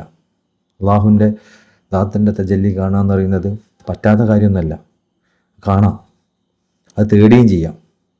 ഫൈന്നമാ ആഖബല്ലാഹു ബനി ഇസ്രായീൽ അലാ തലബിഹ, ഇസ്രായേൽ സന്തതികൾ അതിനെ തേടിയ സമയത്ത് ഇസ്രായേൽ സന്തതികൾ അള്ളാഹുവിനെ കാണണം എന്ന് പറഞ്ഞപ്പോൾ അള്ളാഹു സുബ്ഹാനഹു തആല അവരെ ശിക്ഷിച്ചത് ലിഅന്നഹും തലബു ഖബല ഇബ്ബാനിഹ, അവർക്ക് അതിന് നിശ്ചയിക്കപ്പെട്ട സമയം ആവുന്നതിന് മുമ്പ് അത് തേടിയതുകൊണ്ടാണ്. അത് ആ സമയത്ത് തേടിയതുകൊണ്ടല്ല. അവർ നിഷേധാത്മകമായും അതപകേടുകൂടിയും അതിന് പറ്റാത്ത സമയത്തും അവർ തയ്യാറാവാത്ത സമയത്തും അത് ചോദിച്ചു എന്ന കാരണം കൊണ്ടാണ് അള്ളാഹു സുബ്ഹാനഹു തആല അവരെ ശിക്ഷിച്ചത്. അല്ലാതെ അത് തേടാൻ പാടില്ല എന്നുള്ള അർത്ഥത്തിലല്ല. തലബൂഹ മിൻ ഐരി ഇത്തിസാഫിൻ ബിശുറൂത്തി ഹുസൂലിഹ, ആ ഒരു മഖാമിലേക്ക് അവരെത്തിക്കുന്ന നിബന്ധനകൾ, അതിൻ്റെ ഷർത്തുകൾ അവർക്ക് ഉണ്ടാകുന്നതിന് മുമ്പാണ് അവരത് തേടിയത്. ആ ഷർത്തുകൾ എത്തിക്കുന്നതിന് മുമ്പാണ് അവരത് തേടിയത്. അതുകൊണ്ടാണിത്. എന്താണ് ആ ഷർത്തുകൾ? അള്ളാഹിനെ കാണാൻ ആവശ്യമായ ഷർത്തുകളുണ്ട്. വഹുവ കമാലു തഹദീബ്, അത് അവരുടെ ആത്മീയമായ ശുദ്ധീകരണത്തിൻ്റെ പരിപൂർണതയാണ്. ആത്മീയമായ ശുദ്ധീകരണം പരിപൂർത്തിയിലെത്തുന്ന സമയത്താണ് അള്ളാഹിനെ കാണുക. തഹീറി മിൻ ദനസിൽ ഹിസ്, ഇന്ദ്രിയങ്ങളുടെ മ്ലേച്ഛതകൾ, ഇന്ദ്രിയങ്ങളുടെ കുറവുകൾ, ആ കാര്യങ്ങളൊക്കെ ശുദ്ധീകരിക്കപ്പെടുമ്പോൾ സമയത്താണ് അത് അള്ളാഹിനെ കാണാൻ സാധിക്കുക. ഫമൻ കമുല തഹദീബുഹു, ആരെങ്കിലും അവരുടെ ശുദ്ധീകരണം പൂർത്തിയാക്കിയാൽ, ആത്മീയമായ ശുദ്ധീകരണം പൂർത്തിയാക്കിയാൽ, തഹഖഖ തത്ഹീറുഹു, അതുപോലെ അവരുടെ ആ പരിശുദ്ധി, തനതായ പരിശുദ്ധി അവർ സ്ഥിരീകരിച്ചാൽ, ഹസല ലഹു ഷുഹൂദുൽ ഹഖ്, അവർ ഹക്കിന് സാക്ഷ്യം വഹിക്കുന്നതിലേക്ക് അവരെത്തിച്ചേരും ഉറപ്പായിട്ടും. ഹത്ത, എത്രത്തോളം എന്നാൽ, ലൗ കുല്ലഫ അൻ യുശ്ഹദ ഗൈറഹു ലം യസ്തതി, ഹക്കിന് അവർ സാക്ഷ്യം വഹിക്കുമ്പോൾ സാക്ഷ്യം വഹിക്കുന്നതിൽ അവർ എത്രത്തോളം എത്തുമെന്ന് പറഞ്ഞാൽ അതിൻ്റെ ആ ഒരു അവസ്ഥനെ പറ്റി വിവരിക്കാം. ഹത്ത, എത്രത്തോളം എന്നാൽ, ലോ കുല്ലഫ അൻ യശ്ഹദ ഗൈറഹു, അവരോട് മറ്റൊന്ന് കാണണമെന്ന് അവരോട് പറഞ്ഞാൽ ലം യസ്തതി, അവർക്കതിന് സാധിക്കൂല. അതിന് ചെയ്യൂല എന്നല്ല, അവർക്കതിന് സാധിക്കൂല. അള്ളാഹുവിൻ്റെ ഹക്കിൻ്റെ സാക്ഷ്യം ഒരാളിൽ ഉണ്ടായിക്കഴിഞ്ഞാൽ, ഹക്കിനെ ഒരാൾ അനുഭവിച്ചാൽ, പിന്നെ വേറൊന്നിനെ അവിടെ കാണണം എന്ന് പറഞ്ഞാൽ അവന് കാണാൻ സാധിക്കൂല. പിന്നെ ഹക്കിൻ്റെ തജല്ലി അതല്ലാതെ ഒന്നും അവന് അനുഭവപ്പെടില്ല. പിന്നെ ഇങ്ങനെ വേറൊന്നിനും കാണാം. ഹക്കിനെ സാക്ഷ്യം വഹിക്കുന്നതിൻ്റെ ആ സാക്ഷ്യം പൂർണ്ണമാണോ എന്ന് മനസ്സിലാക്കാൻ ഈ ഒരു കാര്യം നോക്കിയാൽ മതി. ഹക്കിനെ സാക്ഷ്യം വഹിച്ചാൽ പിന്നെ വേറൊന്നിനും അവന് കാണാൻ സാധിക്കൂല. നമ്മൾ ഹക്കിനെ സാക്ഷ്യം വഹിച്ചിട്ട് വേറൊന്നിനെ നമ്മൾ കാണാൻ ശ്രമിക്കുമ്പോൾ അതുണ്ട്, ഇതുണ്ട്, ആ കാര്യമുണ്ട്, ഇതിന് രക്ഷപ്പെടണം എന്ന് പറഞ്ഞ ഓരോ വസ്തുക്കളിലേക്ക് നമ്മളിങ്ങനെ കാഴ്ച നമ്മൾ തിരിച്ചു വെക്കുന്നത് യഥാർത്ഥത്തിൽ നമ്മൾ കണ്ണ് പൂട്ടി അന്ധനായി അഭിനയിക്കുന്നത് പോലെയാണ്. ശരിക്കും ഹക്കിനെ അനുഭവിച്ചവന് വേറൊന്നും കാണാൻ സാധിക്കില്ല എന്നുള്ളത് 100% ഉറപ്പാണ്. വദാലിക ഹീന തസ്തൗലിൽ ബസീറത്തു അലൽ ബസർ, എപ്പോഴാണ് അത് സാധിക്കുക? ഹക്കിനെ സാക്ഷ്യം വഹിക്കുക എന്ന് പറയുന്ന ഒരു കാര്യം എപ്പോഴാണ് ഒരു മനുഷ്യനുണ്ടാവുക? അവൻ്റെ ബസർ, അവൻ്റെ കാഴ്ചൻ്റെ മുകളിൽ അവൻ്റെ ഉൾക്കാഴ്ച അധികാരം നേടുന്ന സമയത്ത്. ഓരോ മനുഷ്യനും ഒരു ബാഹ്യമായ ഒരു കാഴ്ചയും ഉൾക്കാഴ്ചയുണ്ട്. ഈ ആന്തരികമായ കാഴ്ച അദ്ദേഹത്തിൻ്റെ ബാഹ്യമായ കാഴ്ചൻ്റെ മുകളിൽ ആധിപത്യം സ്ഥാപിക്കുമ്പോഴാണ് അവന് ഹക്കിനെ കാണുക. ഫയഷ്ഹദുൽ ബസറു മാ കാന തഷ്ഹദുഹുൽ ബസീറ, അങ്ങനെ അകക്കണ്ണ് പുറംകണ്ണിൻ്റെ മുകളിൽ ആധിപത്യം സ്ഥാപിച്ചാൽ ആ പുറംകണ്ണുകൊണ്ടും അവൻ കാണുന്നത് അകക്കണ്ണുകൊണ്ട് സാക്ഷ്യം വഹിച്ച ഒന്ന് തന്നെയായിരിക്കും. ഇത്ര നല്ലൊരു എന്താ പറയുക, രസകരമായ ബ്യൂട്ടിഫുള്ളായ ഒരു വാക്കാണ്. നോക്കൂ, ആരുടെയെങ്കിലും ഉൾക്കണ്ണ് തുറന്നാൽ ആ ഉൾക്കണ്ണ് ഈ പുറംകണ്ണിൻ്റെ മുകളിൽ ആധിപത്യം സ്ഥാപിക്കും. എന്നാൽ പിന്നെ പുറംകണ്ണുകൊണ്ട് പിന്നെ ഒന്നും കാണൂല എന്നല്ല, പിന്നെയും കാണും അവൻ പുറംകണ്ണുകൊണ്ട്. പക്ഷെ ഉൾക്കണ്ണുകൊണ്ട് കണ്ടതേ അവൻ പുറംകണ്ണുകൊണ്ട് കാണുള്ളൂ. പുറംകണ്ണുകൊണ്ട് കാണുന്നതും ഉൾക്കണ്ണിൻ്റെ കാഴ്ചയിലൂടെ ആയിരിക്കും.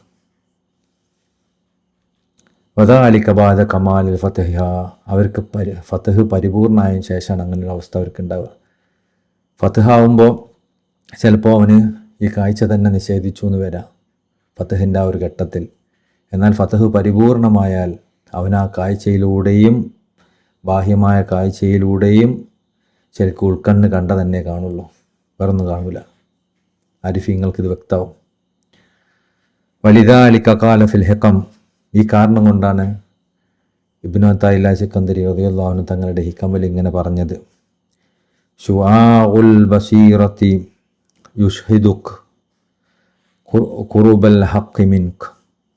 ശുആഉൽ ബസീറ, ഉൾക്കാഴ്ചയുടെ അകക്കണ്ണിൻ്റെ കിരണങ്ങൾ, യുഷ്ഹിദുക്, അത് കാരണമായി നിങ്ങൾക്ക് സാക്ഷ്യം വഹിക്കും, ഖുറുബൽ ഹഖ് മിൻക്, നിങ്ങളോടുള്ള ഹക്കിൻ്റെ സാമീപ്യം. അപ്പോൾ അകക്കണ്ണിൻ്റെ കിരണങ്ങളുണ്ടല്ലോ, അകക്കണ്ണ് മുഴുവൻ തുറന്നതല്ല, അതിൻ്റെ പ്രകാശകിരണങ്ങൾ വന്നു തുടങ്ങിയാൽ തന്നെ ഹക്ക് നിങ്ങളോട് എത്രമാത്രം അടുത്തതാണ് നിങ്ങൾക്ക് ബോധ്യപ്പെടും. ഐനുൽ ബസീറത്തി, എന്നാൽ ആ ഉൾക്കാഴ്ചയുടെ കണ്ണ് അത് തുറക്കപ്പെട്ടാലോ, യുഷ്ഹിദുക്, അതുകൊണ്ട് നിങ്ങൾ സാക്ഷ്യം വഹിക്കും, അദമ കലി വുജൂദിഹി, പിന്നെ നിങ്ങൾക്കൊരു പ്രത്യേകമായ വുജൂദില്ല, ഹക്കിന് മാത്രമേ വജൂദുള്ളൂ നിങ്ങൾ സാക്ഷ്യം വഹിക്കും. ഹക്കുൽ ബസീറത്തി, ബസീറത്തിൻ്റെ യഥാർത്ഥ സാക്ഷ്യം നിങ്ങൾ അനുഭവിച്ചാൽ യുഷദുക്ക് നിങ്ങൾ അനുഭവിക്കും വജൂദുൽ ഹക്ക്, ഹക്കിൻ്റെ തന്നെ വജൂദിനെ. ഇപ്പം 3 അവസ്ഥകൾ ഇവിടെ പറയാണ്. ഒന്നാമത്തത് പിന്നെ ഒരാൾക്ക് ഉൾക്കാഴ്ചയുടെ കിരണങ്ങൾ വന്നാൽ എന്ന് പറയുന്നത് അത് ത്വരീക്കത്തിൻ്റെ മഖാമിൽ നിൽക്കുന്ന സമയത്ത് ആളുകൾക്ക് ഉണ്ടാവുന്നതാണ്. അപ്പോൾ അവനിങ്ങനെ തോന്നും ഹക്ക് സുബ്ഹാനഹു വ തആല എപ്പോൾ എന്നോട് ഏറ്റവും അടുത്തവനാണ്, ആ ഹക്കിനേക്കാൾ എന്നോട് അടുത്തവനായ ആരുമില്ല. പക്ഷെ അവനപ്പോഴും അവൻ്റെ വജൂദിനെ കാണുന്നുണ്ട്. ആ ഒരവസ്ഥയിലായി അവൻ അനുഭവപ്പെടും. പിന്നെ അവൻ എന്താ ഉണ്ടാവുക, പിന്നെ അതിൻ്റെ ഉൾക്കാഴ്ചൻ്റെ കിരണങ്ങൾ വരിക മാത്രമല്ല ചെയ്യുക, അതിൻ്റെ കണ്ണ് തുറക്കും. ആ കണ്ണ് തുറക്കുമ്പോൾ അവൻ അനുഭവപ്പെടും ഇവിടെ ഹക്കൽ അവൻ്റെ അസ്തിത്വത്തിനൊരു വിലയില്ല, അവൻ്റെ അസ്തിത്വം ഇവിടെ ഇല്ല, ഹക്കൻ്റെ അസ്തിത്വം മാത്രമേ ഉള്ളൂ. പിന്നെ അവന് മനസ്സിലാവും അവൻ്റെ അസ്തിത്വം ഇല്ല എന്ന് ആദ്യം മനസ്സിലാവും. പിന്നെ യഥാർത്ഥത്തിലുള്ള ഹക്കനെ അവന് ബോധ്യപ്പെടുക, ഉൾക്കാഴ്ചയുടെ യാഥാർത്ഥ്യം അവന് ബോധ്യപ്പെട്ടാൽ അവൻ അനുഭവിക്കും ഹക്കൻ്റെ അസ്തിത്വം മാത്രമേ ഇവിടെ ഉള്ളൂ. അവനിലൂടെയും ആ ഹക്കൻ്റെ വെളിപാടുകൾ മാത്രമേ, തജല്ലി മാത്രമേ വെളിവാവുന്നുള്ളൂ എന്നവന് ബോധ്യപ്പെടും. ഇതൊക്കെ ഉൾക്കാഴ്ച വർദ്ധിക്കുന്ന സമയത്തുണ്ടാകുന്ന മാറ്റങ്ങളാണ്. അപ്പോൾ ഇതൊന്നും ചോദിക്കാൻ പാടില്ല, ഇതിലൂടെ ഒന്നും യാത്രയില്ല എന്നല്ല ഈ സംഭവങ്ങളിലൂടെയൊക്കെ ഉദ്ദേശിക്കുന്നത്. അതൊക്കെ ഉണ്ട്. പക്ഷെ ജൂതന്മാരോട് അല്ലാഹു സുബ്ഹാനഹു വ തആല ഇങ്ങനെയൊക്കെ പെരുമാറിയത് അവരതൊരു അദബുകേടായി പറഞ്ഞു, അവർക്ക് വിശ്വാസമില്ലാത്തതുകൊണ്ട് പറഞ്ഞു, അനൗചിത്യപരമായി ചോദിക്കാൻ പാടില്ലാത്ത സമയത്ത് പറഞ്ഞു എന്ന കാരണം കൊണ്ടൊക്കെയാണ്. ഹാദിഹിൽ മുഷാഹദത്തു, ഈ അള്ളാഹുവിനെ സാക്ഷ്യം വഹിക്കുന്ന അവസ്ഥ ഉണ്ടല്ലോ, അത് ലാ തഹ്സുലു ഇല്ലാ ലിമൻ ഇത്തസല ബിശൈഖി തർബിയ, തർബീയത്തിൻ്റെ ഷെയ്ഖിൽ എത്തിച്ചേർന്ന ഒരാൾക്കല്ലാതെ ഇത് സാധ്യമാവില്ല. വെറുതെ അങ്ങനെ വീട്ടിലിരുന്നിട്ട് അള്ളാഹിനെ സാക്ഷ്യം വഹിക്കാൻ കുറച്ച് ദിക്ർ ചൊല്ലിയാൽ കിട്ടുന്ന കാര്യമല്ല. മശായിഹന്മാരുടെ തർബീയത്തിലൂടെ മാത്രം നേടിയെടുക്കുന്ന ഒന്നാണ്. അത് തർബീയത്തിൻ്റെ ഷെയ്ഖന്മാരിലൂടെ മാത്രമേ സാധിക്കുള്ളൂ. വൈല്ല ഫലാ മത്മഅ ഫീഹ, അതില്ലെങ്കിൽ തർബീയത്തിൻ്റെ ഷെയ്ഖിന് ഒരാൾ എത്തിച്ചിട്ടില്ലെങ്കിൽ അവന് എത്ര ദിക്റും സലാത്തും ചൊല്ലിയിട്ടും കാര്യമില്ല, അവനതിനൊന്നും ഒരു രുചിയും അനുഭവിക്കാൻ പറ്റില്ല. ഈ സൂറത്ത് നിസാൽ 155, 156, 157 ആയത്തുകൾ, 57, 58 ആയത്തുകൾ. ഫബിമാ നഖ്ലിഹിം മീസാഖഹും, അവർ ഒരു ഉടമ്പടി ഉണ്ടാക്കിയല്ലോ, ആ ഉടമ്പടിനെ അവർ ലംഘിച്ചപ്പോൾ അത് കാരണമായി വഖുഫ്രിഹിം ബി ആയാത്തില്ല, അതുപോലെ തന്നെ അള്ളാഹുവിൻ്റെ ആയത്തുകളെ അവർ നിഷേധിച്ചപ്പോഴും ഖത്ലിഹിമുൽ അംബിയാ ബിഗൈരി ഹഖ്, അതുപോലെ അവർ അമ്പിയാക്കന്മാരെ അനാവശ്യമായി അന്യായമായി കൊലപ്പെടുത്തിയപ്പോഴും വഖൗലുഹും ഖുലൂബുന ഉൽഫുൻ, അതുപോലെ അവർ പറഞ്ഞപ്പോഴും നമ്മുടെ ഹൃദയങ്ങൾ അടഞ്ഞു കിടക്കുകയാണ് എന്ന് പറഞ്ഞപ്പോഴും ബൽ തബ അല്ലാഹു അലൈഹ ബികുഫ്രിഹിം, ശരിക്കും അവരുടെ ഹൃദയം അടഞ്ഞു കിടക്കുന്നതായിരുന്നില്ല, അവരുടെ കുഫർ കൊണ്ട് അള്ളാഹു അതിൻ്റെ മുകളിൽ സീൽ അടിച്ചതാണ്. അതുകൊണ്ടാണ് ഫലാ യുഅ്മിനൂന ഇല്ലാ ഖലീല, കുറഞ്ഞു പേരല്ലാതെ അവരിലാരും വിശ്വസിക്കൂല.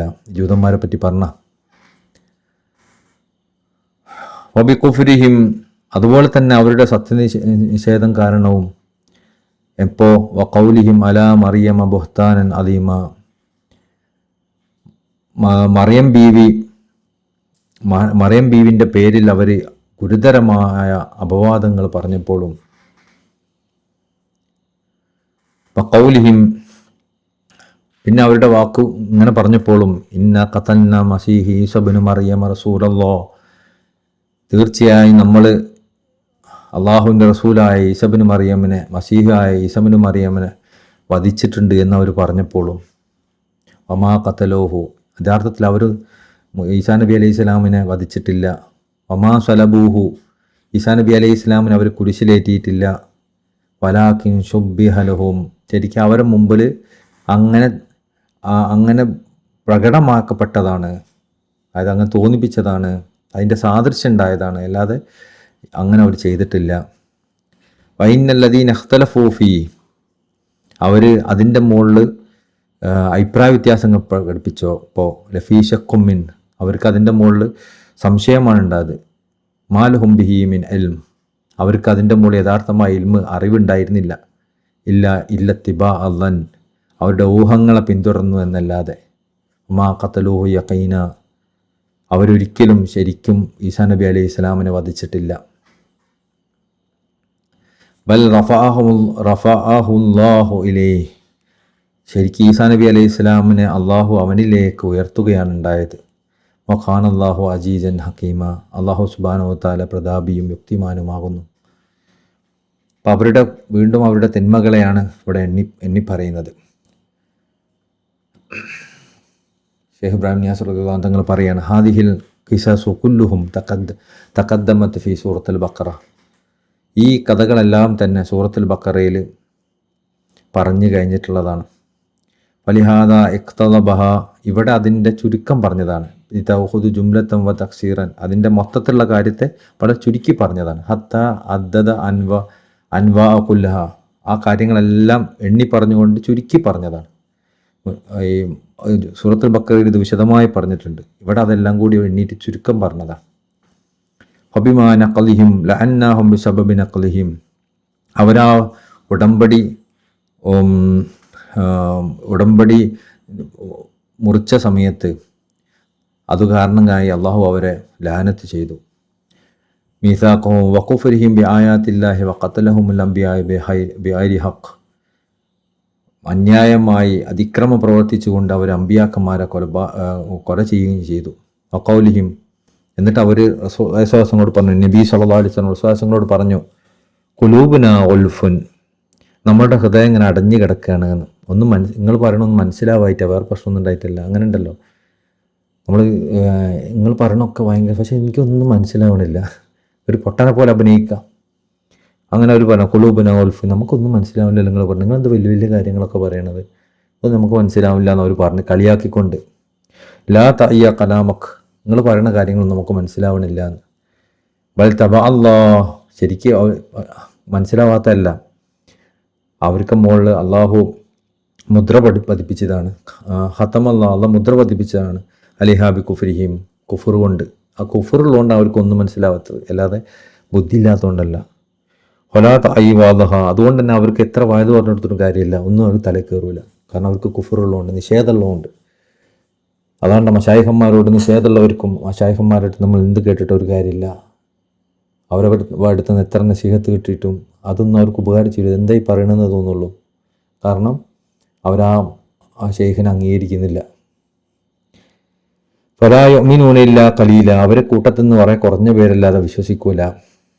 മിൻഹും അബ്ദുല്ലാഹിബിൻ സലാം വസ്ഹാബി, അബ്ദുല്ലാഹിബിൻ സലാം റളിയല്ലാഹു അൻഹു അവരുടെ കൂട്ടക്കാരും വിശ്വസിച്ചു, അതല്ലാതെ വേറെ ആരും വിശ്വസിച്ചിട്ടില്ല. വബി കുഫ്രിഹിം, പിന്നെ അവരുടെ കുഫർ കൊണ്ടും. ഫാനിയൻ ബി ഈസബിന് മറിയം, പിന്നെ ഈസാ നബി അലൈഹി സ്വലാമിനെ അവിശ്വസിച്ചു. അൽ യഹൂദ ഫഅലു ഹാദ ഫീ ദബനി മൂസ, മുൻകഴിഞ്ഞ കാര്യങ്ങളൊക്കെ അവർ ചെയ്തത് മൂസാ നബി അലൈഹി സ്വലാമിൻ്റെ കാലത്താണ്. അതായത് അമ്പിയാക്കന്മാരെ കൊലപ്പെടുത്തി എന്ന് പറയുന്നത് ഈസാ നബീൻ്റെ ഒക്കെ മുമ്പാണ്. അതുപോലെ മൂസാ നബി തൗറാത്തിന് വിശ്വസിക്കാതിരുന്നതും അങ്ങനത്തെ കുറേ കാര്യങ്ങൾ ആ കാര്യങ്ങളൊക്കെ അവർ ചെയ്തത് മൂസാ നബി അലൈഹി സ്വലാമിൻ്റെ കാലത്താണ്. എന്നാൽ വസ്ദാദു കുഫ്റലമ്മ കഫ്റബി ഈസ അലൈഹിസ്സലാം, എന്നാൽ ഈസാ നബി അലൈഹി സ്വലാം വന്നപ്പോൾ ഈസാ നബീനെ അവിശ്വസിച്ചു, അതുകൊണ്ട് അവരുടെ കുഫർ പിന്നെയും വർദ്ധിച്ചു. വഖൗലിഹിം അലാ മറിയം ബുസ്താൻ അലീമ, അതിൻ്റെ കൂടെ മറിയം ബീവിനെ കുറിച്ച് ഗുരുതരമായ അപവാദങ്ങൾ പറഞ്ഞു. ഹൈസു റമൂഹ ബിദ്ദിന, മറിയം ബീവി വ്യഭിചാരം ചെയ്യുന്ന ആളാണ് എന്ന് വരെ അവർ പറഞ്ഞു.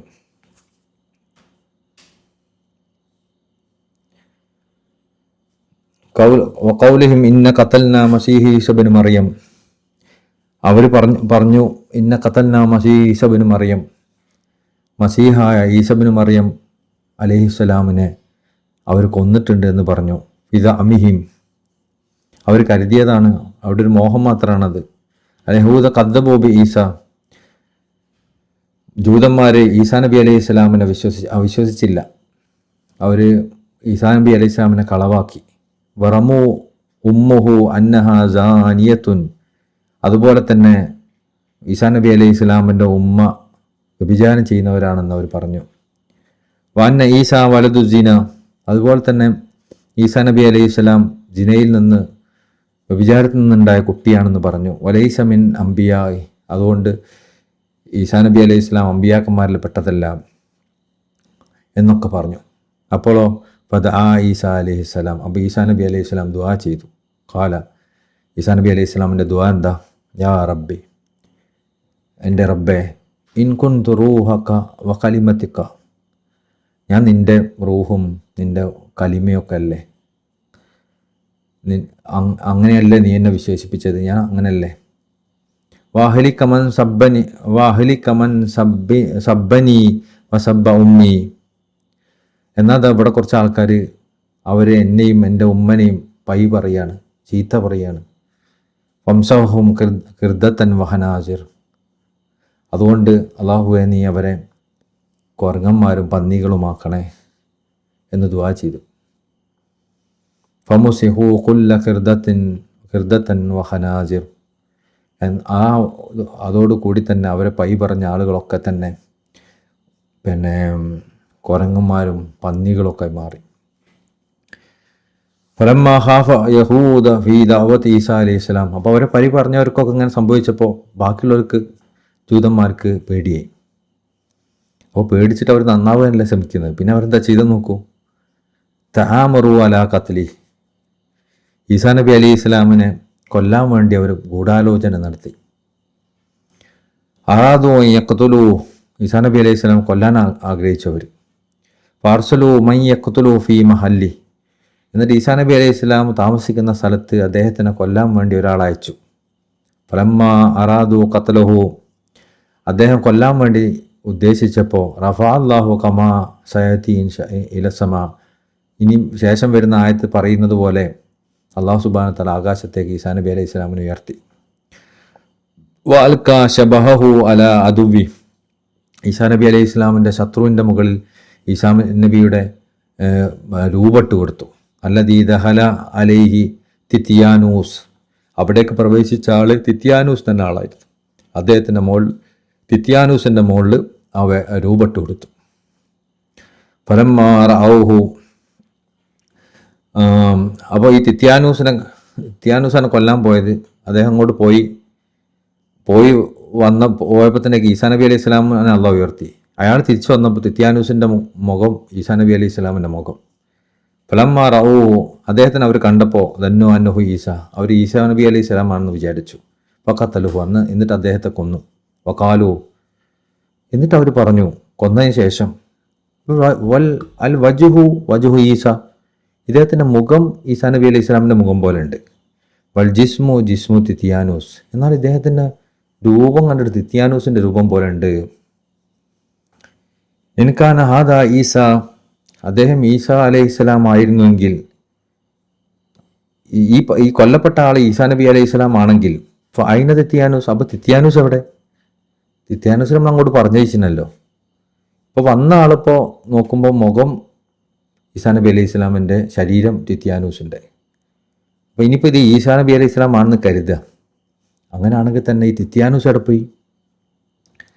വൈൻഖാന ഹാദ തിത്തിയാനൂസ്, ഇനിയിപ്പോൾ ഇത് തിത്തിയാനൂസ് ആണെന്ന് കരുതുക. ഫൈന ഈസാ നബി അലൈഹി സ്വലാം എവിടെ പോയി? വമഅദാലിക തജറഉ അലൽ കദിബ്, അങ്ങനെ ഈ ഒരു അവസ്ഥയിൽ അവർ ശക്തമായ കളവ് പറഞ്ഞു.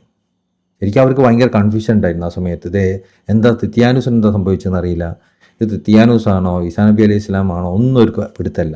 പക്ഷെ അവർ എന്നാലും അവർ കളവ് പറഞ്ഞു. വഖാലു, അവർ പറഞ്ഞു ഇന്ന ഖതന്ന മസീഹ് ഈസ ഇബ്നു മറിയം റസൂലല്ലാഹ്, അള്ളാഹുവിൻ്റെ റസൂലായ ഈസാ നബി അലൈഹി സ്വലാമിനെ നമ്മൾ വധിച്ചിരിക്കുന്നു എന്ന് പറഞ്ഞു.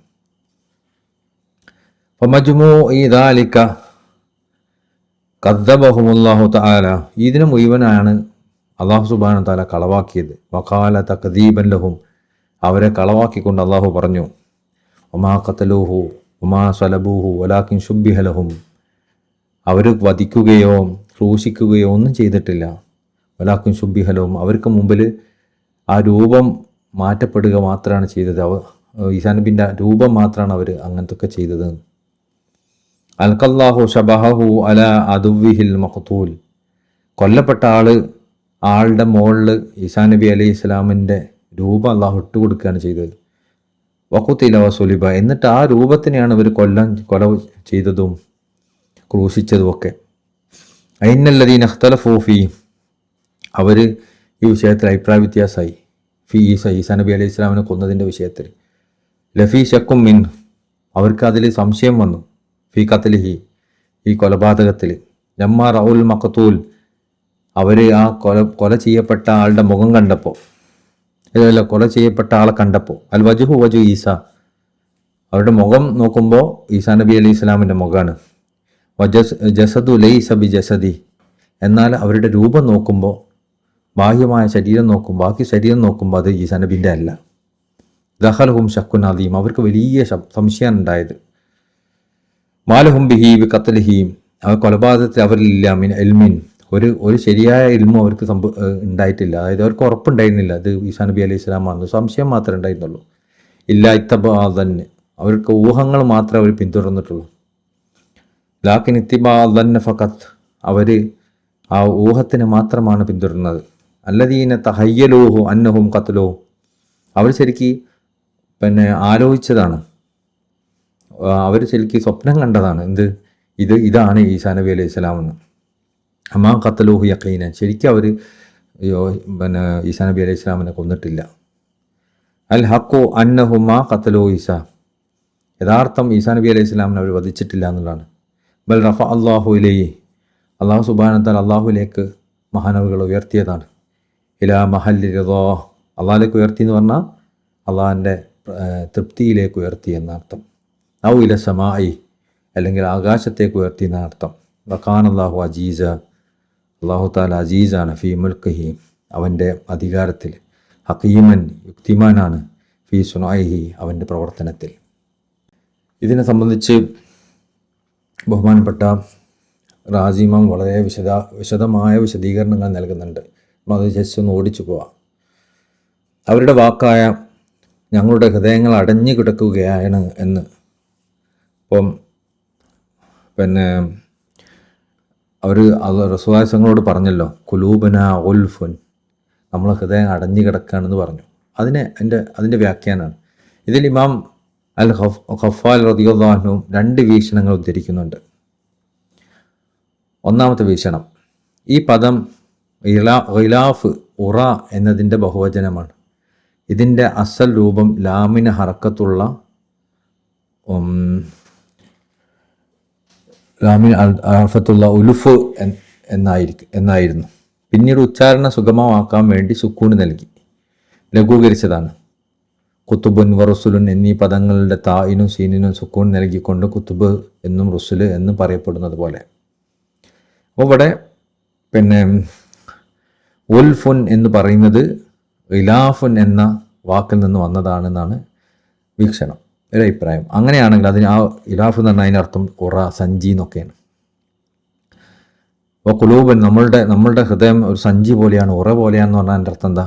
ഈ ഒരു വീക്ഷണം അനുസരിച്ച് അർത്ഥം ഞങ്ങളുടെ ഹൃദയങ്ങൾ ഉറകളാണ് അല്ലെങ്കിൽ സഞ്ചികളാണ് എന്ന് പറഞ്ഞാൽ അതുകൊണ്ട് ഉദ്ദേശിച്ചത് അവ അറിവ് സൂക്ഷിച്ചു വെച്ച പാത്രങ്ങളാണ് എന്നാണ്. അതുകൊണ്ട് തന്നെ ഞങ്ങളുടെ പക്കൽ ഉള്ളതല്ലാതെ മറ്റൊരറിവിലേക്കും നമുക്ക് ആവശ്യമില്ല. അങ്ങനെ ഈ ഒരു വാദത്തിലൂടെ അവർ നബിമാരെ വ്യാജന്മാരാക്കുകയാണ് ചെയ്തത്. പ്രസ്വാസങ്ങളെടുത്തവർ വന്നിട്ട് പറഞ്ഞു, നമ്മുടെ അടുത്ത് ഇഷ്ടംപോലെ ഇൽമുണ്ട്. ഈ വ്യാഖ്യാനം ബഹുമാനപ്പെട്ട ഇമാം റാസി റളിയല്ലാഹു അൻഹു തങ്ങൾ പറഞ്ഞു, റാസി ഇമാമിൻ്റെ അഭിപ്രായത്തിൽ ഈ വ്യാഖ്യാനമാണ് കൂടുതൽ പ്രബലമായ വ്യാഖ്യാനം എന്ന്. കാരണം ജൂതന്മാർ പറയുക നമ്മളെ മുമ്പിൽ അടഞ്ഞു കിടക്കുക എന്നുള്ളതിന് പകരം ഇത് നമ്മളെ ഹൃദയം ഒരു സഞ്ചിയാണ്, ഒരു വലിയൊരു പാത്രമാണ് എന്നൊക്കെ പറഞ്ഞാൽ ഇഷ്ടംപോലെ അറിവ് നമുക്കുണ്ട്, നിങ്ങൾ അറിവ് നമുക്ക് പഠിപ്പിച്ചു തരണ്ട എന്ന് പറയുന്നത് പോലെ ഒരു കിബറിൻ്റെ വാക്കാണല്ലോ കൂടുതൽ അത്. അപ്പോൾ അള്ളാഹു പറയാണ്, നിങ്ങളതൊന്നും സഞ്ചി ഒന്നുമല്ല, അവിടെ പൂടി വെക്കപ്പെട്ട ഒന്നും അതിലേക്ക് കയറാത്തൊരു സാധനമാണ് അള്ളാഹു അവരെ നിഷേധിക്കുകയാണ്. അപ്പോൾ ഈ വാക്യാനെ കുറച്ചും കൂടി നല്ലത് ഇമാം റാസി തങ്ങൾ പറയുന്നുണ്ട്. അപ്പോൾ ഒരു അറിവും ആവശ്യമില്ലാത്ത എല്ലാം നിറഞ്ഞ ആളാണ് നമ്മൾ എന്ന് പറയുന്ന പോലെ. അതുകൊണ്ടല്ലേ മശായിഖന്മാരുടെ അടുത്ത് മുരീദന്മാരൊക്കെ വരുന്ന സമയത്ത് അവരുടെ ഹൃദയം കാലിയാക്കിയിട്ടാണ് വരേണ്ടതെന്ന് പറയാറുണ്ട്. ഹൃദയം കാലിയാക്കി വരാറിന് എൻ്റെ അർത്ഥം എന്താ? അവർ പഠിച്ചതും ഒക്കെ ആയിട്ട് മശായിഖന്മാരെ അളക്കാൻ അവർ പരിശ്രമിക്കരുത്. അതൊക്കെ കാലിയാക്കി ഓരെന്താണോ പറയണത് അതുപോലെ ചെയ്യാൻ തയ്യാറായി നിൽക്കുന്ന ഒരവസ്ഥയിലായിരിക്കണം ഒരു ഷെയ്ഖിൻ്റെ മുമ്പിൽ മുരീദ് ഉണ്ടാവേണ്ടത്. അല്ലാതെ എല്ലാം തികഞ്ഞ് ഞാനിപ്പോൾ ഏകദേശം എല്ലാത്തിനെ പറ്റി അറിയാം, എനിക്ക് അള്ളാഹിനെ പറ്റി അറിയാം, റസൂലുള്ളാഹിനെക്കുറിച്ച് അറിയാം, ദീനിനെക്കുറിച്ച് അറിയാം, എല്ലാം അറിയാം, ഞാൻ ഇപ്പോൾ ഏകദേശമൊക്കെ തികഞ്ഞാണ്, കുറച്ചൊരു ദിക്റും കൂടി നിങ്ങൾ തന്നാൽ മതി, അതും ചൊല്ലി ഞാൻ നടന്നാൽ ഞാൻ പെർഫെക്റ്റായി, വേറൊന്നുമില്ല. പിന്നെ ഒരു മോടിക്ക് വേണ്ടി ഒരു രസത്തിന് വേണ്ടി ഞാൻ പാപിയാണ് ദോഷിയാന്നൊക്കെ പറയുന്നു മാത്രം. ഒരു രസത്തിന് പറയണതാണ്, അങ്ങനെ പറയേണ്ടതാണല്ലോ എന്ന് കരുതിയിട്ട്, അല്ലാതെ ഒന്നുമല്ല. നമ്മുടെ ഉള്ളിൽ നമ്മൾ കാര്യമായി തികഞ്ഞ ആളാണെന്ന് നമുക്ക് തോന്നുന്നു. തികഞ്ഞതിലേക്ക് കുറച്ചൊരു ദിക്റൊക്കെ കൂട്ടി തന്നാൽ നല്ലത്. അപ്പോൾ എല്ലാവരും അങ്ങ് ത്വരീക്കത്തൊക്കെ സ്വീകരിക്കുന്നു, അപ്പോൾ ഞാൻ ത്വരീക്കത്ത് സ്വീകരിച്ചു, അത്രയേ ഉള്ളൂ. ഇതാണ് നമ്മൾ മശായിഖന്മാരുടെ അടുത്തേക്ക് പോകുമ്പോൾ നമ്മളുടെയൊക്കെ അവസ്ഥ. യഥാർത്ഥത്തിൽ അങ്ങനെയല്ല. നമ്മൾ അവരുടെ അടുത്തേക്ക് പോകേണ്ടത് കാലി പാത്രമായിട്ടാണ്. നമ്മുടെ അടുത്തൊന്നുമില്ല, നമ്മുടെ അടുത്ത് ഒരു അറിവുമില്ല, നമ്മുടെ അടുത്ത് ഒരു ഇബാദത്തും ഇല്ല, നമ്മൾ അള്ളാഹുവിനോട് ഒരു ബന്ധവും വന്നിട്ടില്ല, നമുക്ക് ദീനിനോട് നമുക്കൊരു അടുപ്പമില്ല, ഒന്നുമില്ല. നമ്മൾ കാലി പാത്രമാണ്. നിങ്ങളെല്ലാം നിറച്ചു തരണം, നിങ്ങളെല്ലാം പഠിപ്പിച്ചു തരണം, ഞാൻ പഠിച്ചത് തെറ്റാണെങ്കിൽ നിങ്ങൾ തിരുത്തി തരണം എന്ന് പറയുന്ന രൂപത്തിലാണ് നമ്മൾ അവരുടെ മുമ്പിൽ ഉണ്ടാവേണ്ടത്. അതാണ് യഥാർത്ഥത്തിൽ മുഅ്മിനീങ്ങളുടെ അവസ്ഥ. എന്നാൽ മറ്റുള്ളവർ യഥാർത്ഥത്തിൽ ജൂതന്മാർ ചെയ്ത പോലെ ചെയ്യുന്നത്. നമ്മൾ അത്യാവശ്യമൊക്കെ നമ്മൾ നിറഞ്ഞവരാണ്, നിങ്ങൾ പഠിപ്പിച്ചിട്ടൊന്നും വേണ്ട എന്ന് പറയുന്നത് പോലെയാണത്. രണ്ടാമത്തെ വീക്ഷണം, ഈ പദം അലഫ എന്നതിൻ്റെ ബഹുവചനമാണ്. അതായത് ഒരു ഉറ അല്ലെങ്കിൽ മൂടി കൊണ്ട് മറക്കപ്പെട്ടത് എന്നാണ്, മൂടിയിട്ടത് എന്നതിൻ്റെ അർത്ഥം. സഞ്ചി എന്നുള്ളതിൻ്റെ പകരം മൂടിയിട്ടത്. അതായത് നിങ്ങൾ പറയണമൊന്നും നമുക്ക് മനസ്സിലാവുന്നില്ല എന്ന് പറയാം. ഈ ഒരു വീക്ഷണം അനുസരിച്ചുള്ള അർത്ഥം അവർ പറഞ്ഞത്, ഞങ്ങളുടെ ഹൃദയങ്ങൾ മൂടികൾക്കുള്ളിലാണ്, അതിനാൽ നിങ്ങൾ പറയുന്നതൊന്നും നമുക്ക് ഗ്രഹിക്കാൻ പറ്റുന്നില്ല, നിങ്ങൾ എന്തൊക്കെയേ പറയണത്, അങ്ങനെയുണ്ടല്ലോ. നമ്മളിപ്പോൾ നമ്മളുടെ അള്ളാഹിൻ്റെ വഴിയിൽ നമ്മൾ സഞ്ചരിക്കുന്നു എന്നതിൻ്റെ ലക്ഷണമാണ് അള്ളാഹിൻ്റെ ഔലിയാക്കന്മാരുടെ സംസാരം നമുക്ക് ഓൺ ദ കൃത്യമായ ആ പോയിന്റിലാണെന്ന് തോന്നൽ. അതായത് നമ്മളെന്താണോ കേൾക്കേണ്ടത്, എന്താണോ അറിയേണ്ടത്, അതാണ് അവർ പറഞ്ഞത്. ഇത് നമ്മളോടാണ് പറയുന്നത്. എത്ര കൃത്യമാണ് വാക്കുകൾ എന്ന് നമുക്ക് മശായിഖന്മാരുടെ വാക്കുകളെ പറ്റി അനുഭവം വരിക എന്ന് പറയുന്നത് നമ്മൾ ഈമാനുള്ളതിൻ്റെ ലക്ഷണമാണ്. ഈമാൻ ഇല്ലാത്തതിൻ്റെ ലക്ഷണം എന്താ അറിയാം? ഇതെന്താ ഇയാൾ ഈ പറയണത്, ഒന്നും മനസ്സിലാവണില്ലല്ലോ, എന്തൊക്കെയോ പറയുന്നു, എവിടെ കിടക്കുന്നു, ഞാൻ എവിടെ കിടക്കുന്നു, ആകെ കൺഫ്യൂഷനാണല്ലോ എന്ന് ചിന്തിക്കുന്നത് നമ്മൾ ആ മേഖലയിലേ അല്ല എന്നുള്ളതിൻ്റെ തെളിവാണ്. കാരണം മഹാന്മാർ പറഞ്ഞത് കാണാം, അള്ളാഹിൻ്റെ ഔലിയാക്കന്മാരുടെ സംസാരം മനസ്സിലാവുന്നത് തന്നെ ഒരു വിലായത്താണ്. മനസ്സിലാവൽ തന്നെ, അത് ഗ്രഹിക്കാൻ പറ്റുക എന്നുള്ളത് തന്നെ ഫത്ഹിൻ്റെ ചെറിയൊരു ഫത്ഹാണ്. അള്ളാഹിൻ്റെ ഔലിയാക്കന്മാരുടെ സംസാരം നമുക്ക് മനസ്സിലാവുന്നു എന്നുള്ളത്. ആ ഫത്ഹ് ഇല്ല, മൂടപ്പെട്ടതാണെന്നുള്ളതിൻ്റെ തെളിവാണ്. എന്താണെന്നൊന്നും മനസ്സിലാവണല്ലോ, ആകെ ഒരു കൺഫ്യൂഷനാണല്ലോ, ഒരു പുകമറയാണല്ലോ, എന്താ ഇയാൾ ഈ പറയണത് എന്ന് തോന്നുക. അപ്പോൾ അതുപോലെയായിരുന്നു ഈ ഒരു വീക്ഷണം അനുസരിച്ച് ജൂതന്മാരുണ്ടായിരുന്നത്. എന്താ നിങ്ങൾ പറയണമെന്ന് നമുക്ക് മനസ്സിലാവണില്ല എന്ന് പറയുന്നത്. ഇതിന് സമാനമായ മറ്റൊരു കാര്യം ഖുർആനിൽ അള്ളാഹു പറഞ്ഞിട്ടുണ്ട്. എന്താ അള്ളാഹു പറഞ്ഞത്? ഖാലൂ ഖുലൂബനാ ഫീ അഖിന്നത്തിൻ മിമ്മാ തദ്ഊന ഇലൈഹി വഫീ ആദാനിനാ വഖറുൻ വമിൻ ബൈനിനാ വബൈനിക ഹിജാബുൻ. അവർ പറഞ്ഞു, നിങ്ങൾ ഞങ്ങളെ ഏതൊരു കാര്യത്തിലേക്കാണോ ക്ഷണിക്കുന്നത് അതിൽ നിന്ന് ഞങ്ങളുടെ ഹൃദയങ്ങൾ മൂടികൾക്കുള്ളിലാകുന്നു, ഞങ്ങളുടെ കാതുകൾ അടക്കപ്പെട്ടിട്ടുണ്ട്, ഞങ്ങൾക്കിടയിലും നിങ്ങൾക്കിടയിലും ഒരു മറയുണ്ട്, നിങ്ങളേതോ ലോകത്താണ്, ഞാനേതോ ലോകത്താണ്, നിങ്ങൾ പറഞ്ഞോ നമുക്ക് മനസ്സിലാകുന്നില്ല എന്നൊരു പറഞ്ഞത്. പിന്നീട് അള്ളാഹു ഇപ്രകാരം പറഞ്ഞു, ബൽ തബ അല്ലാഹു അലൈഹിം ബികുഫ്രിഹിം. എന്നാൽ അവരുടെ സത്യനിഷേധം കാരണം അള്ളാഹു അവരുടെ മേൽ മുദ്ര വെക്കുകയാണ് ചെയ്തത്, സീലടിക്കുകയാണ് ചെയ്തത്. നാം മുമ്പ് വിവരിച്ച വചനത്തെ ഒന്നാമത്തെ വ്യാഖ്യാനപകരമാണ് എടുക്കുന്നതെങ്കിൽ, അതായത് അവരുടെ ഹൃദയം ഒരു വലിയൊരു സഞ്ചിയാണ് എന്നുള്ള വ്യാഖ്യാനമാണ് അവരെടുക്കുന്നതെങ്കിൽ, വിജ്ഞാനം നിറഞ്ഞൊരു സഞ്ചിയാണ് അവരുടെ ഹൃദയം എന്ന വ്യാഖ്യാനം അവരെടുക്കുന്നതെങ്കിൽ, ഈ ഭാഗം കൊണ്ട് ബൽ തബഅല്ലാഹു അലൈഹിം ബികുഫ്രിഹിം എന്ന വാക്കുകൊണ്ട് ഉദ്ദേശിക്കുന്നത് എന്താ? തങ്ങളുടെ ഹൃദയങ്ങൾ അറിവ് സൂക്ഷിച്ചു വെച്ച പാത്രങ്ങളാണ് എന്ന അവരുടെ വാദത്തിൽ അള്ളാഹു അവരെ വ്യാജമാക്കുകയാണ് ചെയ്യുന്നത്. നിങ്ങളൊരു ചുക്കുമല്ല, എന്ത് പാത്രങ്ങൾ, നിങ്ങൾക്ക് എന്തറിയാം എന്ന് പറയാണ്. കൂടാതെ അള്ളാഹു അവയുടെ മേൽ മുദ്ര വെക്കുകയും അടച്ചുപൂട്ടുകയും ചെയ്തിരിക്കുന്നു. ഒന്നുമില്ല, പൂട്ടപ്പെട്ട അതിലൊന്നുമില്ലാത്ത ഒരു പാത്രം മാത്രമാണ്, അല്ലാതെ അതിലൊരു പിണ്ണാക്കില്ല എന്ന് പറയല്ലേ. അതേപോലെ ആ ഒരവസ്ഥയിലാണ്. നിങ്ങൾ കരുതുന്ന പോലെ അതിൽ എന്തൊക്കെയോ ഉണ്ട് നിങ്ങൾ കരുതണ്ട, അതിലൊന്നുമില്ല. അതിനാൽ ആ തന്നെ ഇസ്ലാമിക പ്രബോധനത്തിൻ്റെയോ സത്യ വിവേചനത്തിൻ്റെയോ യാതൊരു സ്വാധീനവും ആ ഹൃദയങ്ങളിലേക്ക് എത്തിച്ചേരുകയില്ലെന്ന് അള്ളാഹു വ്യക്തമാക്കുകയാണ്. ആ സീൽ ചെയ്തപ്പെട്ടതുകൊണ്ടാണ് നിങ്ങളിലേക്ക് അതൊന്നും മനസ്സിലാവാത്തത്, അല്ലാതെ നിങ്ങൾ ഹൃദയങ്ങൾ നിറഞ്ഞിട്ടല്ല. ഈ മശായിഹന്മാരുടെ വാക്കുകൾ നമ്മളിങ്ങനെ ആ ഒരു തലത്തിലേക്ക് എടുത്താൽ, മശായിഹന്മാരുടെ വാക്കുകൾ ഒരു മുരീദിന് ഉപകാരപ്പെടുന്നില്ലെങ്കിൽ ഞാൻ നിറഞ്ഞ പോലെയാണ്, നിങ്ങൾ പറയണമെന്ന് നമുക്ക് ആവശ്യമില്ല എന്ന് തോന്നിയാൽ അതിൻ്റെ അർത്ഥം എന്താ? അവർ സീൽ ചെയ്യപ്പെട്ട ഹൃദയമാണ്. ആ കുഫർ കൊണ്ട് അവർക്ക് അതൊന്നും ഏൽക്കാത്തതാണെന്നാണ്. മഹാനൂർ പറയാണ്, ഈ വ്യാഖ്യാനം നമ്മുടെ വിശ്വാസ സരണിക്ക് അനുയോജ്യമായ ഒന്നത്രേ. ഇമാം റാസി തങ്ങൾ ഈ വ്യാഖ്യാനമാണ് കൂടുതൽ ഊന്നൽ നൽകിയത്.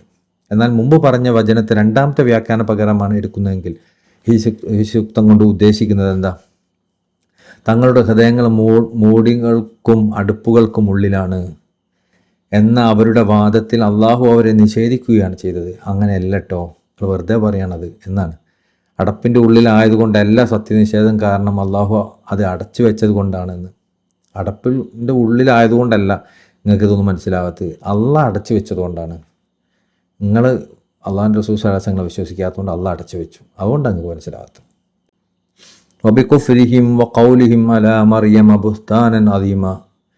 അവരുടെ അവിശ്വാസം കാരണമായും മറിയമിൻ്റെ മേൽ അവർ ഗുരുതരമായ അപവാദം കെട്ടിച്ചമച്ചു പറഞ്ഞതിനാലും എന്ന അള്ളാഹുവിൻ്റെ വചനത്തെ സംബന്ധിച്ചുള്ള വിശദീകരണം അറിയുക.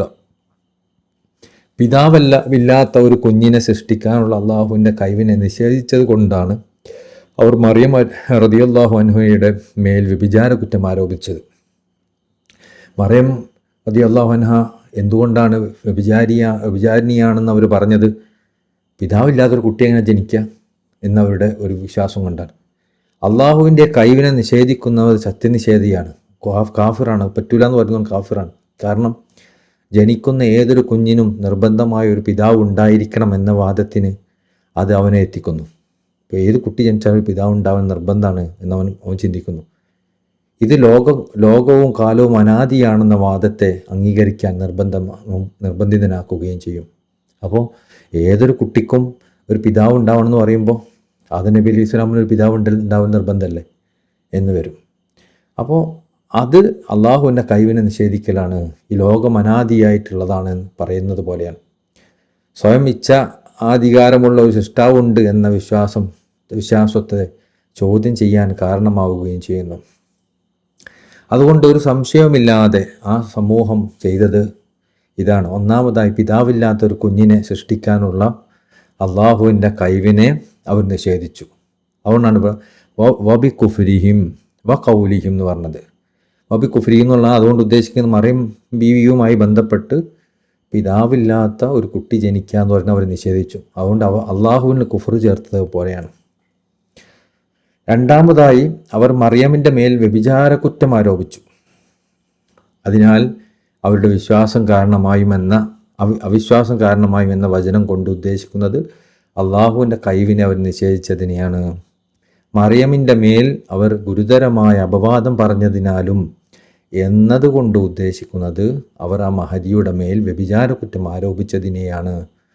ഈ രണ്ട് കാര്യങ്ങളും വ്യത്യസ്ത ആശയങ്ങളായതുകൊണ്ട് തന്നെ അവയെ തമ്മിൽ ബന്ധിപ്പിച്ചു പറഞ്ഞത് വളരെ അർത്ഥവത്തായിരിക്കുന്നു. അബി കുഫ്രിഹിം വ ഖൗലിഹിം അലാ മറിയമ ബുഹ്താനൻ അദീമ എന്ന് പറയുമ്പോൾ കുഫർ എന്ന് പറഞ്ഞ വേറൊരു കാര്യം, മറിയം ബീബി റളിയല്ലാഹു അൻഹയുടെ മേൽ കുറ്റാരോപണം നടത്തുന്ന വേറൊരു കാര്യമല്ലേ. എന്നാൽ അതിനെ അടുപ്പിച്ച് പറഞ്ഞല്ലോ ഈ ആയത്തിൽ. അബി കുഫ്രിഹിം വ ഖൗലിഹിം അടുപ്പിച്ച് പറഞ്ഞാൽ എന്താണ്? ഇവിടെ അവരുടെ കുഫർ മറിയം ബിയുമായി ബന്ധപ്പെട്ടൊരു കുഫറാണ് എന്ന കാരണം കൊണ്ടാണ്. കാരണം മറിയം ബിയുമായി ബന്ധപ്പെട്ട കുഫർ എന്താ? മറിയം ബീവിക്ക് പിതാവില്ലാത്തൊരു കുട്ടി ജനിക്കുക എന്ന് പറയുന്നത് പറ്റാത്തൊരു കാര്യമാണെന്ന് പറയുമ്പോൾ അവിടെ അള്ളാഹുവിൽ കുഫർ ചേർക്കുന്ന ഒരു സംഭവം വരുന്നുണ്ട്. കാരണം അള്ളാഹുവിന് അതിന് കഴിവില്ല എന്ന് വരും. അങ്ങനെ വരുമ്പോൾ ഈ പ്രപഞ്ചം അനാദിയാണെന്ന് പറയേണ്ടി വരും. അതുകൊണ്ടാണ് വബി കുഫ്രിഹിം വ ഖൗലിഹിം അള്ളാഹു ചേർത്ത് പറഞ്ഞത് എന്ന്. അവരുടെ ഈ ആക്ഷേപം ഇത്രയും ഗുരുതരമായ അപവാദമായി മാറാൻ കാരണം ബുഹ്താനൻ അദീമ എന്നൊക്കെ പറഞ്ഞല്ലോ, ഏറ്റവും ഗുരുതരമായ അപവാദമാണെന്ന്. അത് പറയാൻ കാരണം എന്താ? അതിനൊരുപാട് കാരണം. ഒരു ഒരു അപവാദം മാത്രമല്ല, ഗുരുതരമായ അപവാദമാണെന്ന് പറയാൻ കാരണം ഈസാ നബി അലൈഹി ഇസ്ലാം ജനിച്ച സമയം മറിയം ബീവി റളിയല്ലാഹു അൻഹ എല്ലാവിധ ന്യൂനതകളിൽ നിന്നും സംശുദ്ധയാണെന്ന് തെളിയിക്കുന്ന പല അത്ഭുതങ്ങളും അവിടെ വെളിപ്പെട്ടിരുന്നു എന്നതാണ്.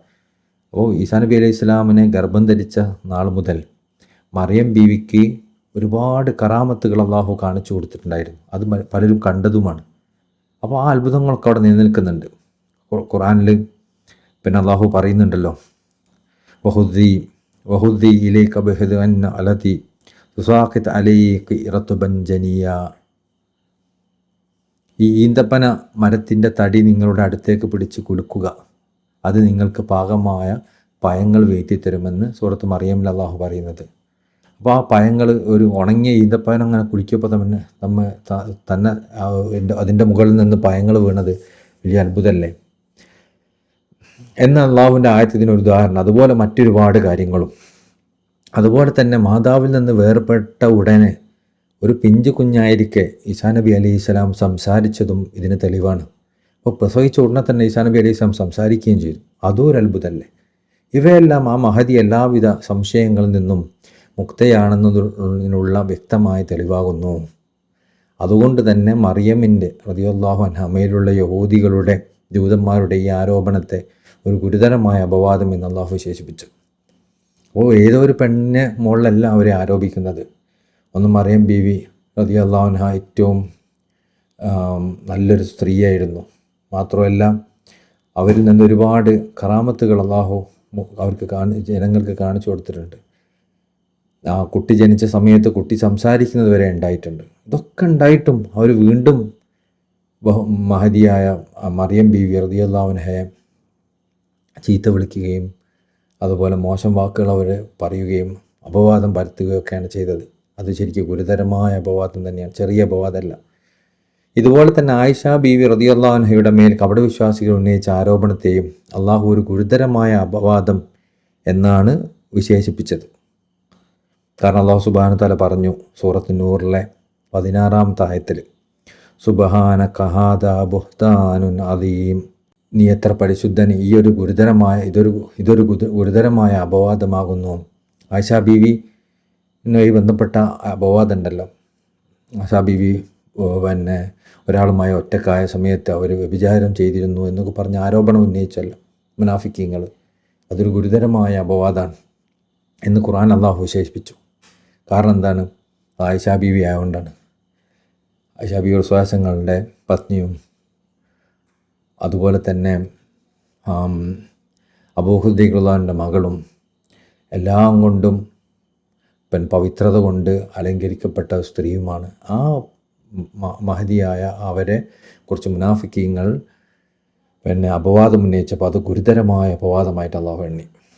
ആയിഷ ബീവി റളിയല്ലാഹു അൻഹയെ ആക്ഷേപിക്കുന്ന ഷിയാ വിഭാഗം മറിയമിനെ റളിയല്ലാഹു അൻഹയെ ആക്ഷേപിക്കുന്ന ജൂതന്മാരുടെ അതേ സ്ഥാനത്താണുള്ളത് എന്നത് വ്യക്തമാക്കുന്നു. എന്നാൽ നമ്മളെ കൂട്ടത്തിലൊക്കെ ഷിയാക്കൾ എന്നുള്ള വിഭാഗമുണ്ട്.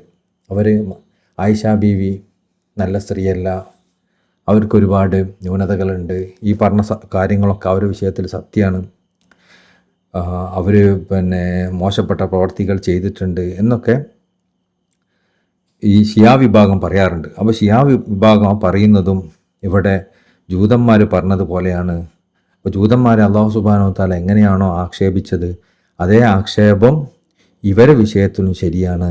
അപ്പോൾ അവരും ഈ ഷിയാക്കളും മറിയം ബീവിനെ വിമർശിക്കുന്നത് വഴി വളരെ ഗുരുതരമായ ഒരു തെറ്റാണ്, അപവാദമാണ് അവർ ചെയ്യുന്നത്.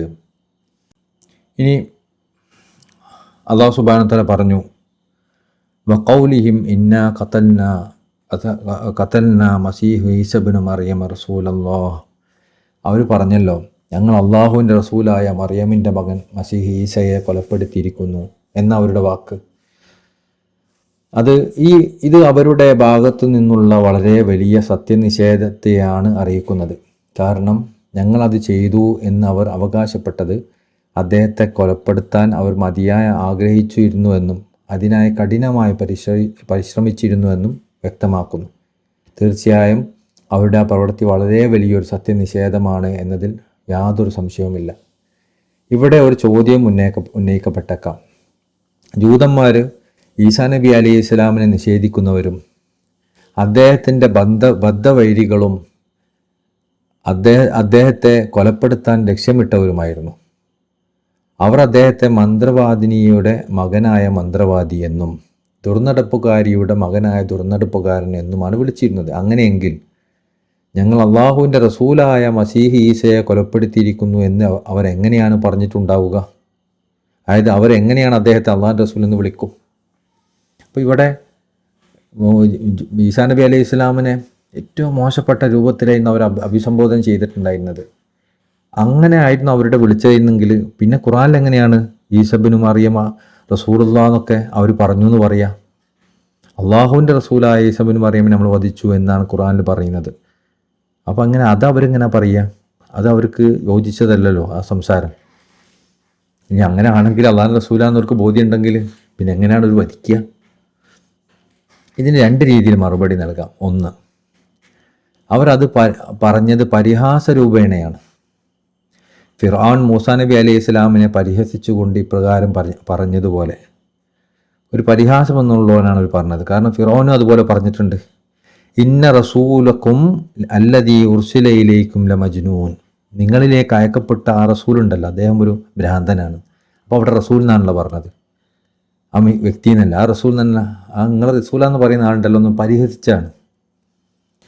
ആ ഒരു പരിഹാസ രൂപേണയാണത് പറയുന്നത്. ഇപ്പം നമ്മൾ ആൾക്കാരൊക്കെ പറയില്ല, നമ്മൾ കൂട്ടത്തിലൊക്കെ പറയാം, ഓ വലിയ കലക്ടറായി, ആ കലക്ടറോടൊക്കെ ഒന്നും കൂടി വരാൻ പറയും എന്നൊക്കെ പറഞ്ഞാൽ കലക്ടറാന്നൊക്കെ പറഞ്ഞ് ബഹുമാനിക്കല്ല നമ്മൾ ഉദ്ദേശിക്കുന്നത്. അതുകൊണ്ട് ഇകയത്താണ്. പിന്നെ ആ ഡോക്ടറോടൊക്കെ ഒന്നും കൂടി വരാൻ പറയും എന്നൊക്കെ പറയുന്നത് ആ ഒരു ഇകയത്തിലുള്ള സംസാരമാണ്. അപ്പം അതുപോലെയാണ് അവർ പറഞ്ഞത്, ഫിറോൻ പറഞ്ഞതുപോലെ. അതുപോലെ ഖുറൈശികളായ കാഫിരീങ്ങൾ മുഹമ്മദ് നബി സല്ലല്ലാഹു അലൈഹി വസല്ലം തങ്ങളോട് പറഞ്ഞതുപോലെ അവരെന്താ പറഞ്ഞത്? ഖാലു യാ അയ്യുഹല്ലദീ നുസ്സില അലൈഹി ദിക്റു ഇന്നക ലമജ്നൂൻ. അവർ പറഞ്ഞു, ഹേ ഉത്ബോധന അവതരിപ്പിക്കപ്പെട്ടിട്ടുള്ളവനെ. അവർ പറയുകയാണ്, അപ്പോൾ ദിക്ർ അവതരിപ്പിക്കപ്പെട്ടവനെ എന്ന് അവർ അഭിസംബോധന ചെയ്യുകയാണ്. എന്തിനാ അവർ അങ്ങനെ ചെയ്യുന്നത്? അത് കളിയാക്കാൻ വേണ്ടി പറയണത്. വലിയ വഹിയൊക്കെ കിട്ടുന്ന ആളെ എന്ന് പറയുന്നുണ്ടല്ലോ, വലിയ ഔലിയ ആയവനെ എന്നൊക്കെ നമ്മൾ ആ ഔലിയനും കൊണ്ട് വരാൻ പറയുന്നു പറഞ്ഞാൽ എന്താ? അദ്ദേഹം ഔലിയ എന്നല്ല നമ്മൾ ഉദ്ദേശിക്കുന്നത്, വലിയ വിലായത്തുള്ളവരെ കശ്ഫുള്ളവരെ എന്നൊക്കെ നമ്മൾ പറയല്ലേ. അത് വെറുതെ കളിയാക്കാൻ വേണ്ടി പറയുന്നതാണ്, ശരിക്കും നമ്മൾ ഉദ്ദേശിച്ചിട്ടല്ല. തീർച്ചയായും നിങ്ങളൊരു ഭ്രാന്തൻ തന്നെയാണെന്നാണ് അവർ പിന്നെ പറയുന്നത്. അപ്പോൾ അത് കളിയാക്കാനുള്ള വാചകങ്ങൾ. ഒന്ന് അങ്ങനെ ആയിരിക്കാം, അതാണ് എൻ്റെ വ്യാഖ്യാനം. രണ്ട്, അവരുപയോഗിച്ച മോശമായ വാക്കുകൾ അതേപടി ഉദ്ധരിക്കുന്നതിന് പകരം അള്ളാഹു ആ സ്ഥാനത്ത് നല്ല വാക്കുകൾ ഉപയോഗിച്ചതുമാവാം. അള്ളാഹ്ക്ക് ഒരു ഉപയോഗിച്ച വാക്കുകൾ ഉപയോഗിക്കാൻ ചമ്മൽ, അള്ളാഹിൻ്റെ റസൂലല്ലേ. അപ്പോൾ അള്ളാഹു എന്ത് ചെയ്താൽ നല്ല വാക്ക് അള്ളാഹ് ഉപയോഗിച്ചതാവാം, അവർ മോശ വാക്കായിരിക്കും ഉപയോഗിച്ചിട്ടുണ്ടാവാം. ഈസാ നബി അലൈഹി ഇസ്ലാമിനെ കുറിച്ച് അവർ പറഞ്ഞിരുന്ന നിന്ദ്യമായ വാക്കുകളിൽ നിന്ന് അദ്ദേഹത്തെ പരിശുദ്ധനാക്കുന്നതിനും അദ്ദേഹത്തിൻ്റെ പദവി ഉയർത്തി കാണിക്കുന്നതിനും വേണ്ടിയാണ് അള്ളാഹു ഖുർആനിൽ ഇപ്രകാരം ചെയ്തിട്ടുള്ളത്. ഈ വിഷയത്തിൽ, അതായത് ഈസാ നബി അലൈഹി ഇസ്ലാമിന് പകരം ആരെയാണ് കൊന്നത് എന്ന വിഷയത്തിൽ പണ്ഡിതന്മാർക്കിടയിൽ വ്യത്യസ്തമായ അഭിപ്രായങ്ങളുണ്ട്. അവർ പല വീക്ഷണങ്ങൾ രേഖപ്പെടുത്തിയിട്ടുണ്ട്. ഈസാ നബി അലൈഹി ഇസ്ലാമിൻ്റെ നമ്മൾ നാട്ടിലൊക്കെ കേട്ടൊരു കഥ, ജൂദാസ് ഈസാ നബി അലൈഹി ഇസ്ലാമിൻ്റെ രൂപം നൽകപ്പെട്ടു, അങ്ങനെ കൊലപ്പെടുത്തി എന്ന് പറയുന്നതാണ്. അതല്ലാതെ വേറെ ഒരുപാട് അഭിപ്രായങ്ങളുണ്ട്. നേരത്തെ പറഞ്ഞ ബ്രാന്യാസങ്ങളെ പറ്റി തിയാനൂസാണ് അദ്ദേഹം കൊലപ്പെടുത്തപ്പെട്ടത്, ജൂദാസ് അല്ല എന്നൊരു അഭിപ്രായമുണ്ട്. അതാണ് പ്രബലമായ അഭിപ്രായം.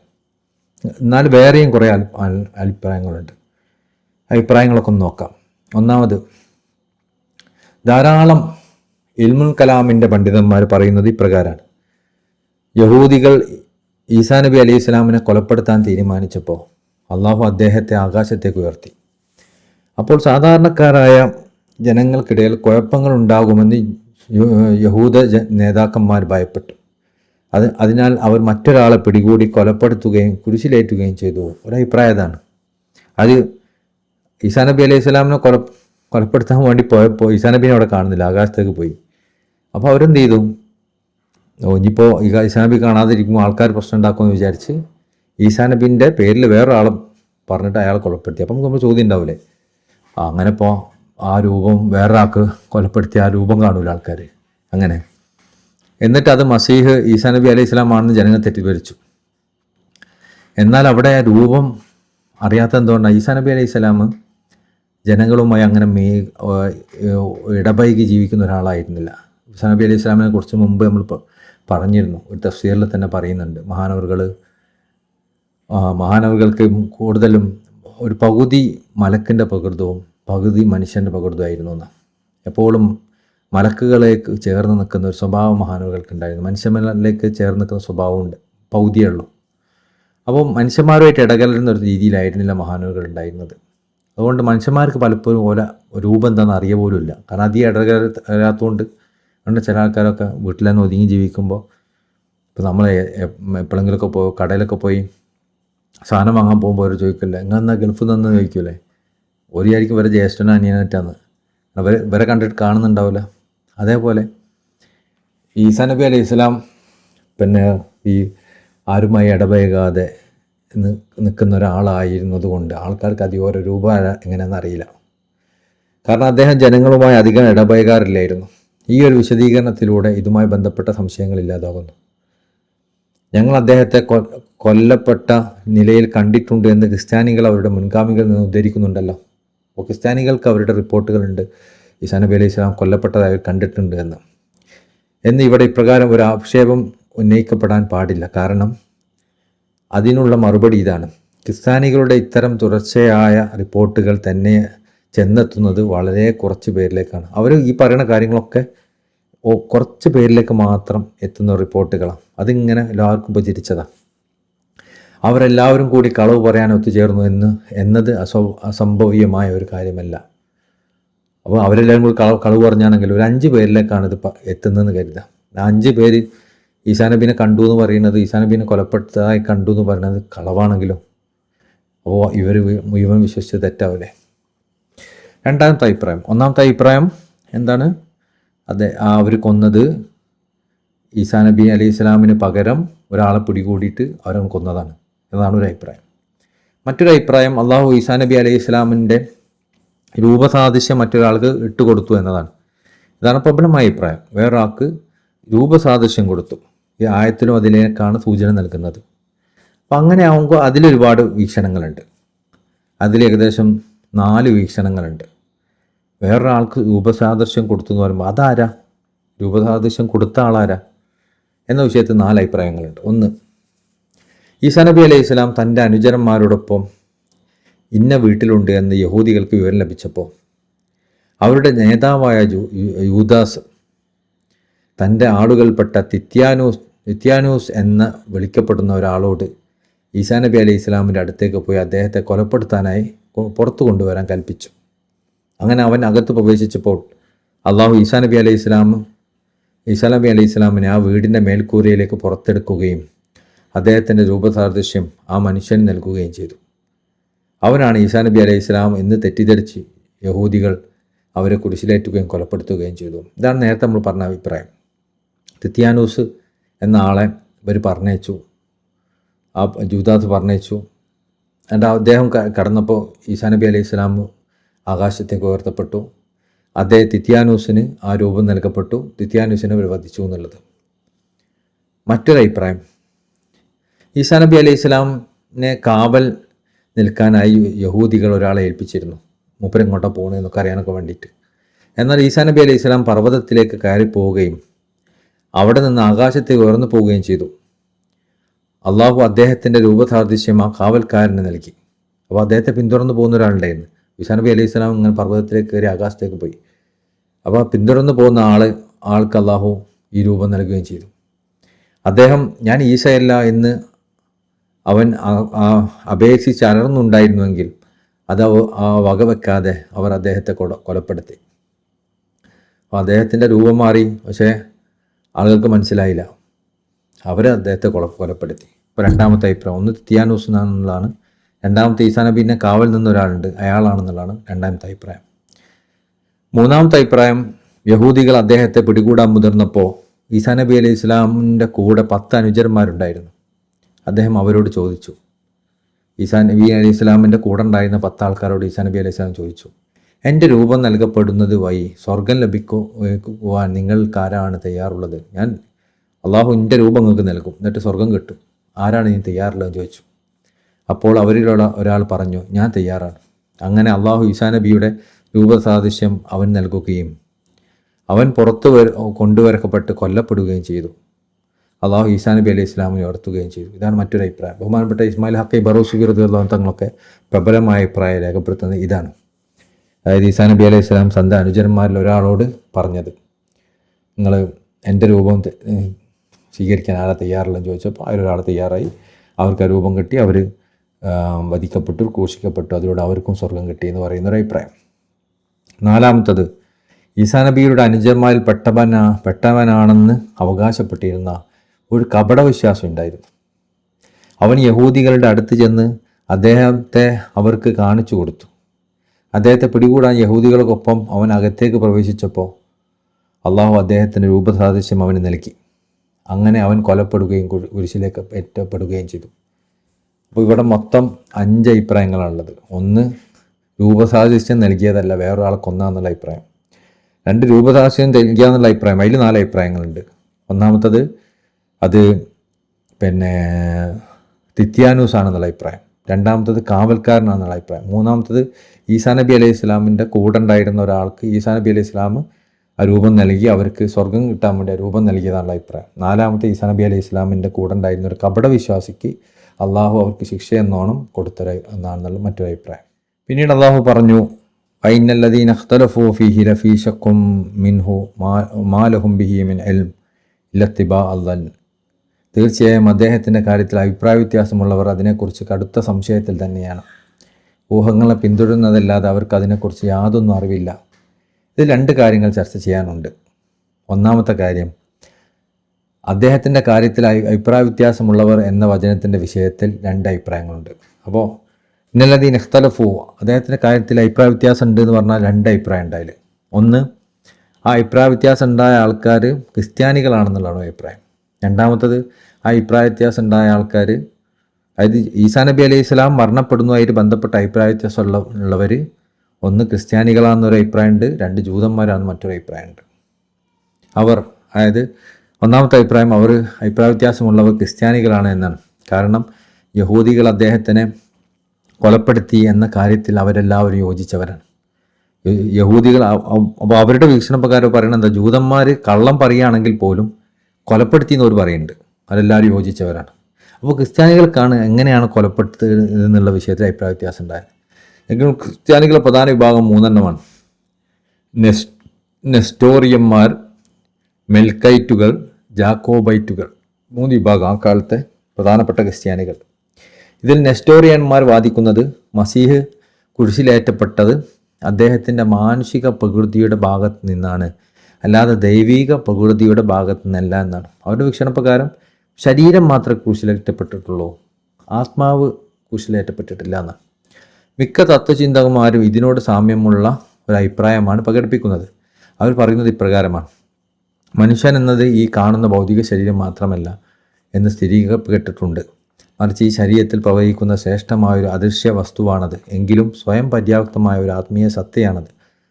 അതാണ് ഈ ശരീരത്തെ നിയന്ത്രിക്കുന്നത്. അതിനാൽ കൊലപാതകം ബാധിച്ചത് ഈ ഭൗതിക ശരീരത്തെ മാത്രമാണ്. എന്നാൽ യഥാർത്ഥ ഈസാ നബിയാകുന്ന ആത്മാവിനെ സംബന്ധിച്ചിടത്തോളം കൊലപാതകം അതിനെ ബാധിച്ചിട്ടേ ഇല്ല എന്നാണ് നെസ്റ്റോറിയന്മാർ പറയുന്നത്.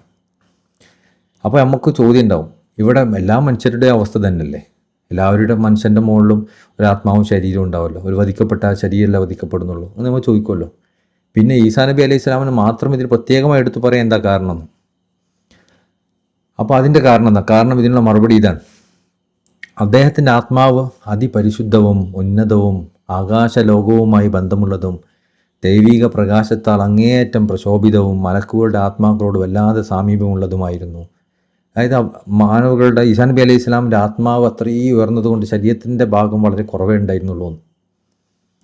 കൊലപാതകമോ ശരീരമോ നാശമോ കാരണം അതിൽ വലിയ വേദനകൾ അനുഭവപ്പെടുന്നില്ല. ഈ ഒരു കാര്യം കൊണ്ട് കൊലപാതകം നടന്നുകൊണ്ട് അവർക്ക് ശരീരത്തിന് വേദനയൊന്നും ഉണ്ടായിരുന്നില്ല.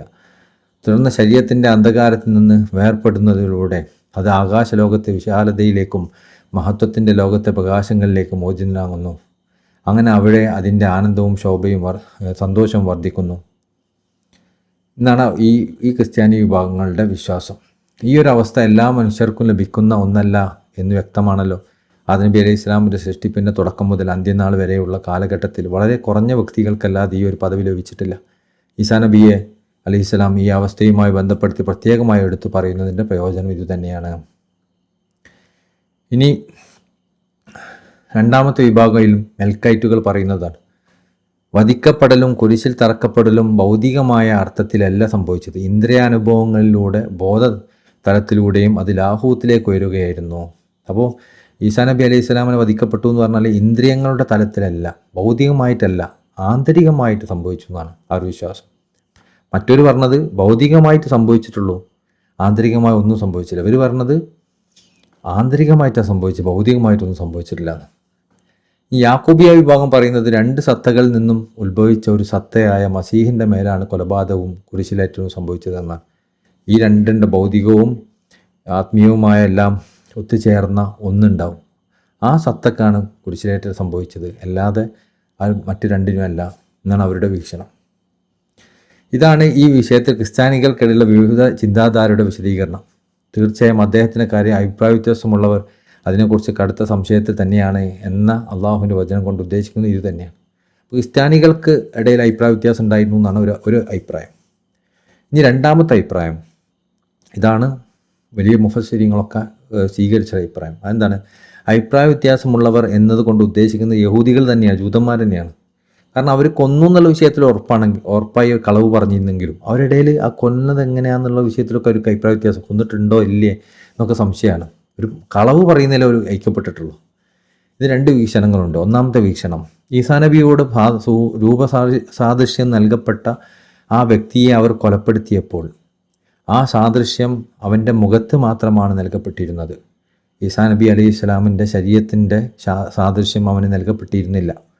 അതിനാൽ അവർ അവനെ കൊലപ്പെടുത്തുകയും അവൻ്റെ ശരീരത്തിലേക്ക് നോക്കുകയും ചെയ്തപ്പോൾ അവർ പറഞ്ഞു, മുഖം ഈസായുടെയാണ്, എന്നാൽ ശരീരം മറ്റാരുടേതുമാണ്. അപ്പോൾ അവിടെ അഭിപ്രായ വ്യത്യാസം വന്നു. രണ്ടാമത്തെ വീക്ഷണം ഇമാം സുദ്ദി റളിയല്ലാഹു അൻഹു പറയുന്നതാണ്. യഹൂദികൾ ഈസാ നബി അലൈഹി സ്വലാമിന് 10 അനുചരന്മാർക്ക് ഒപ്പം ഒരു വീട്ടിലേക്ക് ഈസാ നബി അലൈഹി സ്വലാമിനെ 10 അനുചരന്മാർക്കൊപ്പം ഒരു വീട്ടിൽ തടവിലാക്കി. അപ്പോൾ അദ്ദേഹത്തിനെ പുറത്തു കൊണ്ടുവരാനും കൊലപ്പെടുത്താനുമായി യഹൂദികളിൽപ്പെട്ട ഒരാൾ ആ വീട്ടിലേക്ക് പ്രവേശിച്ചു. ആ സമയത്ത് അള്ളാഹു ഈസാ നബി അലൈഹി സ്വലാമിൻ്റെ രൂപസാദൃശ്യം അവൻ നൽകുകയും ഈസാ നബിയെ ആകാശത്തേക്ക് ഉയർത്തുകയും ചെയ്തു. ഈസാ നബിയാണെന്ന് കരുതി അവർ ആ മനുഷ്യനെ പിടികൂടുകയും കൊലപ്പെടുത്തുകയും ചെയ്തു. തുടർന്ന് അവർ പരസ്പരം ചോദിച്ചു, കൊലപ്പെട്ടത് ഈസയാണെങ്കിൽ നമ്മുടെ കൂട്ടുകാരൻ എവിടെ? ഇനി ഇത് നമ്മുടെ കൂട്ടുകാരനാണെങ്കിൽ ഈസ എവിടെ എന്ന് ചോദിച്ചു. അതായത് ഇപ്പോൾ ഒരാൾ ഉള്ളോട്ട് പോയിനല്ലോ, അപ്പോൾ ഇതിപ്പോൾ ഈസാ നബി അലൈഹി സ്വലാമാണ്, ഉള്ളോട്ട് പോയ ആളെവിടെ? ഇതിപ്പോൾ ആ ഉള്ളോട്ട് പോയ ആളാണെങ്കിൽ ഇപ്പോൾ ഈസാ നബി അലൈഹി സ്വലാം എവിടെ എന്നവർ ചോദിച്ചു. ഒരു അഭിപ്രായ വ്യത്യാസം അങ്ങനെയാണ്. എല്ലാം ഈ കൊല്ലപ്പെട്ട ആളുടെ രൂപം കണ്ടപ്പോൾ ഒന്ന് തല മാത്രം ഈസാ നബിൻ്റെയും ബാക്കി ശരീരം ആ മനുഷ്യൻ്റെയാണ്. അപ്പോൾ ഒരു അഭിപ്രായ വ്യത്യാസമായി, ഈസാ നബീനെ ശരിക്കും കൊന്നിട്ടുണ്ടോ ഇല്ല. ഇനി ബൽ റഫഅന അല്ലാഹു ഇലൈഹി വഖാന അല്ലാഹു അസീസൻ ഹക്കീമ എന്നതിനെ വിശദീകരിക്കുന്നുണ്ട്. എന്നാൽ അള്ളാഹു അദ്ദേഹത്തെ അവങ്കിലേക്ക് ഉയർത്തുകയാണ് ഉണ്ടായത്. അള്ളാഹു പ്രതാപയുക്തിമാനുമാകുന്നു. അറിയുക, ഈസാ നബിക്ക് പല വിധത്തിലുള്ള പരീക്ഷണങ്ങളും കടുത്ത പ്രയാസങ്ങൾ നേരിടേണ്ടി വന്നിട്ടുണ്ടെന്ന് വിശദീകരിച്ചതിന് തൊട്ട് പിന്നാലെയാണിത്. അപ്പോൾ അള്ളാഹു ഈസാ നബീനെ അള്ളാഹിലേക്ക് ഉയർത്തി എന്ന് പറഞ്ഞത് ഏതിൻ്റെ പിന്നാലെയാണ്? ഒരുപാട് കാര്യങ്ങൾ ഈസാ നബീനെ കുറ്റപ്പെടുത്തി, ഉമ്മനെ ചീത്ത പറഞ്ഞു, ഒരുപാട് പ്രയാസങ്ങൾ അനുഭവിപ്പിക്കേണ്ടി വന്നു. ഈ കാര്യങ്ങളൊക്കെ പറഞ്ഞതിന് ശേഷമാണ് ഈസാ നബി അലൈഹി സ്വലാമിനെ അള്ളാഹുലേക്ക് ഉയർത്തി എന്നുള്ള പറയുന്നത്. അപ്പോൾ അള്ളാഹു അദ്ദേഹത്തെ തന്നിലേക്ക് ഉയർത്തിയെന്ന് ഖുർആനിൽ പരാമർശിക്കുന്നുണ്ട്. സ്വർഗത്തേക്കാളും അതിലുള്ള എല്ലാവിധ ശരീരാസ്വാദനത്തെക്കാളും എത്രയോ മഹത്തായ പ്രതിഫലമാണ് അള്ളാഹുവിലേക്ക് അദ്ദേഹത്തെ ഉയർത്തുക എന്നതാണ് ഇത് വ്യക്തമാക്കുന്നത്. ആത്മീയ ആനന്ദങ്ങളെയും നിർവൃതികളെയും കുറിച്ചുള്ള അറിവിൻ്റെ വിശാലമായ കവാടം ഈ ഒരു സൂക്തം നിങ്ങൾക്ക് മുന്നിൽ തുറന്നു തരികയാണ്. അപ്പോൾ ഇത്രയൊക്കെ കഷ്ടപ്പാടുകൾ ഈസാ നബി അലൈഹി സ്വലാം അനുഭവിച്ചപ്പോൾ അതിന് പ്രതിഫലം എന്നോണം അള്ളാഹു സുബ്ഹാനഹു തആല ഈസാ നബിനെ ആകാശത്തേക്ക് ഉയർത്തിയെന്നോ അല്ലെങ്കിൽ അള്ളാഹു സുബ്ഹാനഹു തആല സ്വർഗത്തിലേക്ക് ഉയർത്തിയോ എന്നല്ല പറഞ്ഞത്. പകരം ബൽ റഫഅ അല്ലാഹു ഇലൈഹി, അള്ളാഹിലേക്ക് ഉയർത്തി എന്നാണ് പറഞ്ഞത്. ഈ പ്രയാസങ്ങളൊക്കെ അനുഭവിച്ചപ്പോൾ അള്ളാഹു പ്രതിഫലമായി നൽകിയത് അള്ളാഹിലേക്കുള്ള ഉയർച്ചയായിരുന്നു. അതൊരു ആത്മീയമായ ആനന്ദത്തിൻ്റെയും നിർവൃതിയുടെയും അള്ളാഹുവിൻ്റെ മാരിഫത്തിൻ്റെയും വിശാലമായ ലോകത്തേക്കുള്ള ഉയർച്ചയാണ്. അത് ശരിക്കും നമുക്കൊരു ശുഭവാർത്ത അറിയിച്ചു തരുന്ന കാര്യങ്ങളുമാണ്. നമ്മൾ ഒരുപാട് ഭൗതികമായ പ്രയാസങ്ങളിലൂടെയൊക്കെ കടന്നു പോകുമ്പോൾ അതിലൊക്കെ ക്ഷമിച്ചാൽ, അള്ളാഹുലായി നമ്മൾ നിലനിന്നാൽ അള്ളാഹു നമ്മൾ അവനിലേക്കുള്ള ഉയർച്ച വർദ്ധിപ്പിച്ചു തരും. നമുക്ക് അവൻ്റെ തൃപ്തി കരസ്ഥമാക്കാൻ സാധിക്കും. അവനിൽ നിന്നുള്ള ആത്മീയമായ നിർവൃതിയും മാരിഫത്തും അതിലൊക്കെയുള്ള വർധനവ് നമുക്ക് ലഭിക്കും എന്നതിലേക്കൊക്കെയുള്ള സൂചനയാണിത് എന്നാണ് മഹാനവകൾ പറയുന്നത്. തഫ്സീർ റൂഹുൽ ബയാനിൽ ബഹുമാനപ്പെട്ട ഇസ്മായിൽ ഹക്കീൽ ബറൂസി റളിയല്ലാഹു അൻഹു തങ്ങൾ പറയുന്ന ഒരു ഹദീസ്, ഇബ്നു ഉമർ റളിയല്ലാഹു അൻഹു നിന്ന് നിവേദനം. അദ്ദേഹം പറഞ്ഞു, അള്ളാഹുവിൻ്റെ റസൂൽ സല്ലല്ലാഹു അലൈഹി വസല്ലം തങ്ങൾ ഞങ്ങളുടെ അടുത്തേക്ക് തിരിഞ്ഞുകൊണ്ട് ഇപ്രകാരം പറഞ്ഞു: മുഹാജിറുകളുടെ സമൂഹമേ, 5 കാര്യങ്ങളുണ്ട്. അവ മുഖേന നിങ്ങൾ പരീക്ഷിക്കപ്പെട്ടാൽ വലിയ വിപത്തുകളായിരിക്കും സംഭവിക്കുക. ആ അവസ്ഥയിൽ നിങ്ങൾ എത്തിച്ചേരുന്നതിൽ നിന്നും ഞാൻ അള്ളാഹുവിനോട് കാവലിനെ തേടുന്നു. വലിയ വിപത്തുകൾ സംഭവിക്കുന്ന പരീക്ഷണങ്ങളുണ്ട്. എന്താണത്? ഒന്നാമത്തത്, ഒരു ജനതയിൽ പരസ്യമായി ചെയ്യത്തക്കവണ്ണം ദുർനടപ്പുകൾ വ്യാപിക്കുകയാണെങ്കിൽ, അതായത് അവരുടെ തെറ്റുകൾ അവർ രഹസ്യമായി ചെയ്യുന്നില്ല, അതിന് പകരം അവരിങ്ങനെ പരസ്യമായി ചെയ്ത് നടക്കണം. അങ്ങനെയൊക്കെ നടക്കുകയാണെങ്കിൽ അവരുടെ മുൻഗാമികൾക്കിടയിൽ ഒരിക്കലും ഉണ്ടായിട്ടില്ലാത്ത മഹാമാരികളും രോഗങ്ങളും അവരിൽ പടർന്നു പിടിക്കാതിരിക്കുകയില്ല. നമ്മൾ കണ്ടുകൊണ്ടിരിക്കുന്നതല്ലേ. നമ്മൾ രഹസ്യമായി കൊണ്ട് നടക്കുന്ന കാര്യങ്ങൾ, തെറ്റ് നമ്മൾ വിചാരിക്കുന്ന കാര്യങ്ങൾ, അതൊക്കെ ഒന്ന് പരസ്യമായ ആളുകൾ ചെയ്യാണ്. അതിനൊന്നും കുഴപ്പമില്ല. ചോദിച്ചാലാണ് ഏറ്റവും മോശപ്പെട്ട ആൾ. അപ്പോൾ അങ്ങനെ ചെയ്യുമ്പോൾ അള്ളാഹു എന്താ ചെയ്യുക? രഹസ്യമാക്കി രഹസ്യമായി ചെയ്യുന്ന കാര്യങ്ങൾ പരസ്യമാക്കിയപ്പോൾ അള്ളാഹു അവർക്ക് മുകളിൽ നമുക്കറിയാത്ത രോഗങ്ങൾ ഇട്ട് കൊടുക്കും, മഹാമാരികൾ അവർക്ക് മുകളിൽ ഇട്ട് കൊടുക്കും. നമ്മൾ എത്ര സാക്ഷ്യം വഹിച്ചതാണ്. അള്ളാഹു നമ്മൾ കാക്കട്ടെ.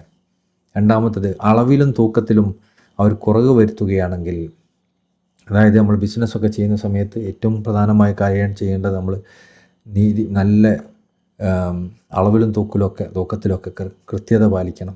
ബിസിനസ്സൊക്കെ അതിൻ്റെ അതവൊക്കെ പാലിച്ചിട്ടാവണം. ഇന്ന് ബിസിനസ് ചെയ്യുന്നതാണ് എങ്ങനെയെങ്കിലും പൈസ ഉണ്ടാക്കുക എന്നുള്ള അപ്പുറത്തൊന്നുമില്ല. പൈസ എത്രത്തോളം കൂടുതൽ കിട്ടുന്നോ അത് നല്ല ബിസിനസ്. അല്ലാതെ അതെങ്ങനെ ചെയ്യാമെന്നുള്ളത് നമ്മൾ നോക്കുന്നതന്നെയല്ല. അതിലാരെ പറ്റിച്ചിട്ടാണെങ്കിലും കൊള്ള നടത്തിയിട്ടാണെങ്കിലും വെട്ടിച്ചിട്ടാണെങ്കിലും ഒന്നും കുഴപ്പമില്ല. അങ്ങനെ വരുമ്പോൾ എന്താ സംഭവിക്കുക? കടുത്ത ക്ഷാമവും ജീവിതഭാരവും ഭരണാധികാരികളുടെ അതിക്രമവും അവർ പിടികൂടാതിരിക്കൂല. നമ്മൾ പറയും ഭരണാധികാരികളൊക്കെ വളരെ മോശമാണ്. എന്തുകൊണ്ടാണ്? നമ്മൾ മോശമായതുകൊണ്ടാണ്. തങ്ങളുടെ സമ്പത്തിലെ സക്കാത്ത് അവർ തടഞ്ഞു വെക്കുകയാണെങ്കിൽ ആകാശത്തു നിന്നുള്ള മഴ അവർക്ക് നിഷേധിക്കപ്പെടാതിരിക്കുകയില്ല. നമുക്ക് മഴക്ക് കിട്ടാത്ത അവസ്ഥ വരുന്നുണ്ടെങ്കിൽ നമ്മൾ സക്കാത്ത് കൊടുക്കുന്നുണ്ടാവില്ല. അതുകൊണ്ടാണ്. മൃഗങ്ങളില്ലായിരുന്നെങ്കിൽ അവർക്ക് ഒട്ടും മഴ ലഭിക്കുമായിരുന്നില്ല. മൃഗങ്ങളൊക്കെ ഉള്ളതുകൊണ്ടാണ്, മൃഗങ്ങൾക്ക് ജീവിക്കണമല്ലോ എന്ന് കരുതി അള്ള മഴ കൊടുക്കുന്നത്. അല്ലെങ്കിൽ മഴ തന്നെ കിട്ടൂലായിരുന്നു.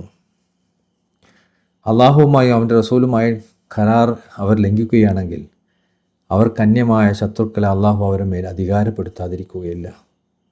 നമ്മൾ അള്ളാഹുവുമായി അവൻ്റെ റസൂലുമായിട്ടുള്ള കരാറുകൾ, ഇപ്പോൾ ത്വരീഖത്തിൻ്റെ ബയ്യത്തൊക്കെ അവരോട് നമ്മൾ നടത്തുന്ന കരാറാണ്. അത് നമ്മൾ ലംഘിച്ചാൽ എന്താ സംഭവിക്കുക?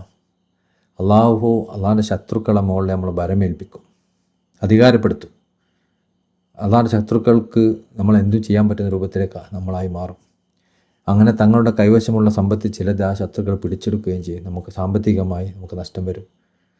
അതുപോലെ തന്നെ നമ്മൾ ഭൗതികമായ പരാജയങ്ങളിലേക്ക് കടന്നു പോകും. ജോലി നഷ്ടപ്പെടും, കവർച്ച നടക്കും. അങ്ങനത്തെ കാര്യങ്ങളൊക്കെ എന്തുണ്ടാവും? എന്തുകൊണ്ടാണ്? അള്ളാഹുവിനോട് അവൻ്റെ റസൂൽ സല്ലല്ലാഹു അലൈഹി വസല്ലമയോട് നമ്മൾ ഉണ്ടാക്കിയ ഉടമ്പടി നമ്മൾ പാലിച്ചില്ല.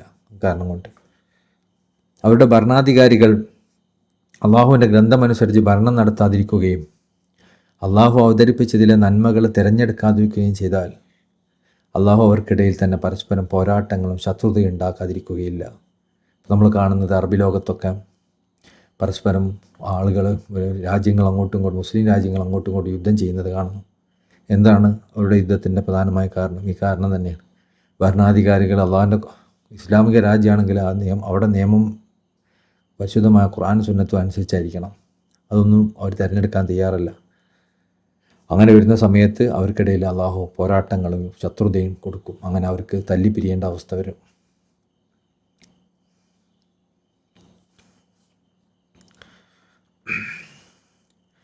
ബൽ റഫഅ അല്ലാഹു ഇലൈഹി എന്ന ഭാഗത്തെ ബഹുമാനപ്പെട്ട ഇസ്മായിൽ ഹക്കീം ബറൂസി തങ്ങൾ വിശദീകരിക്കുകയാണ്. എന്നാൽ അള്ളാഹു അദ്ദേഹത്തെ അവങ്കിലേക്ക് ഉയർത്തുകയാണ് ഉണ്ടായത് എന്ന അള്ളാഹുവിൻ്റെ വചനം ഈസാ നബി അലൈഹി സ്വലാം അവർ കൊലപ്പെടുത്തി എന്ന വാദത്തിന് വ്യക്തമായ മറുപടിയും അതിനെ നിഷേധിക്കലുമാണ്. ഒപ്പം അദ്ദേഹത്തിന് അള്ളാഹു ഉയർത്തി എന്നതിനെ സ്ഥിരീകരിക്കലുമാണ്. ഇമാം ഹസനുൽ ബസ്രി റളിയല്ലാഹു അൻഹു തങ്ങൾ പറയുന്നു, അതായത് ആകാശത്തേക്ക് അത് അള്ളാഹുവിൻ്റെ ആദരവിൻ്റെ സ്ഥാനവും അവൻ്റെ മലക്കുകളുടെ വാസസ്ഥലവുമാണ്. ഇവിടെ അള്ളാഹു ഇലൈഹി എന്ന് പറഞ്ഞാൽ അള്ളാഹിലേക്ക് എന്ന് പറഞ്ഞാൽ അതിൻ്റെ അർത്ഥം എന്താ? ആകാശത്തേക്കാണ്, മലക്കുകളുടെ വാസസ്ഥലത്തേക്കാണ് എന്നാണ്. അവിടെ അള്ളാഹുവിൻ്റേതല്ലാതെ മറ്റാരുടെയും വിധി നടപ്പിലാവുകയില്ല. അതിനാൽ ആ സ്ഥാനത്തേക്കുള്ള അദ്ദേഹത്തിൻ്റെ ഉയർത്തൽ അള്ളാഹുവിലേക്കുള്ള ഉയർത്തലാണ്. കാരണം സൃഷ്ടികളുടെ തീരുമാനങ്ങളും വിധികളും അദ്ദേഹത്തിൻ്റെ മേൽ നടപ്പിലാക്കുന്നതിൽ നിന്ന് അദ്ദേഹം ഉയർത്തപ്പെട്ടിരിക്കുന്നു. ഇതൊരു വ്യാഖ്യാനം. അപ്പോൾ അള്ളാഹുലേക്ക് എന്ന് പറഞ്ഞത് ആകാശത്തേക്ക് പോയതിനെ അള്ളാഹിലേക്ക് എന്നുള്ള പറഞ്ഞതാണ്. കാരണം അതിൽ കൂടുതൽ ഇവിടെ സൃഷ്ടികളുടെ നിയമങ്ങളൊക്കെ മജാസിയായി ആലങ്കാരികമായിട്ടെങ്കിലും ഇവിടെ ഉണ്ടെങ്കിലും ആകാശലോകത്ത് ആലങ്കാരികമായി പോലും സൃഷ്ടികളുടെ നിയമങ്ങളൊന്നുമില്ല. അള്ളാഹ് നിയമം മാത്രമേ ഉള്ളൂ ആലങ്കാരികമായിട്ടും. അപ്പോൾ അതിലേക്ക് മടങ്ങി എന്നാണ് അതിൻ്റെ അർത്ഥം. അപ്പോൾ ഇതിന് സമാനമാണ് അള്ളാഹുവിൻ്റെ വചനം. അള്ളാഹു പറഞ്ഞു,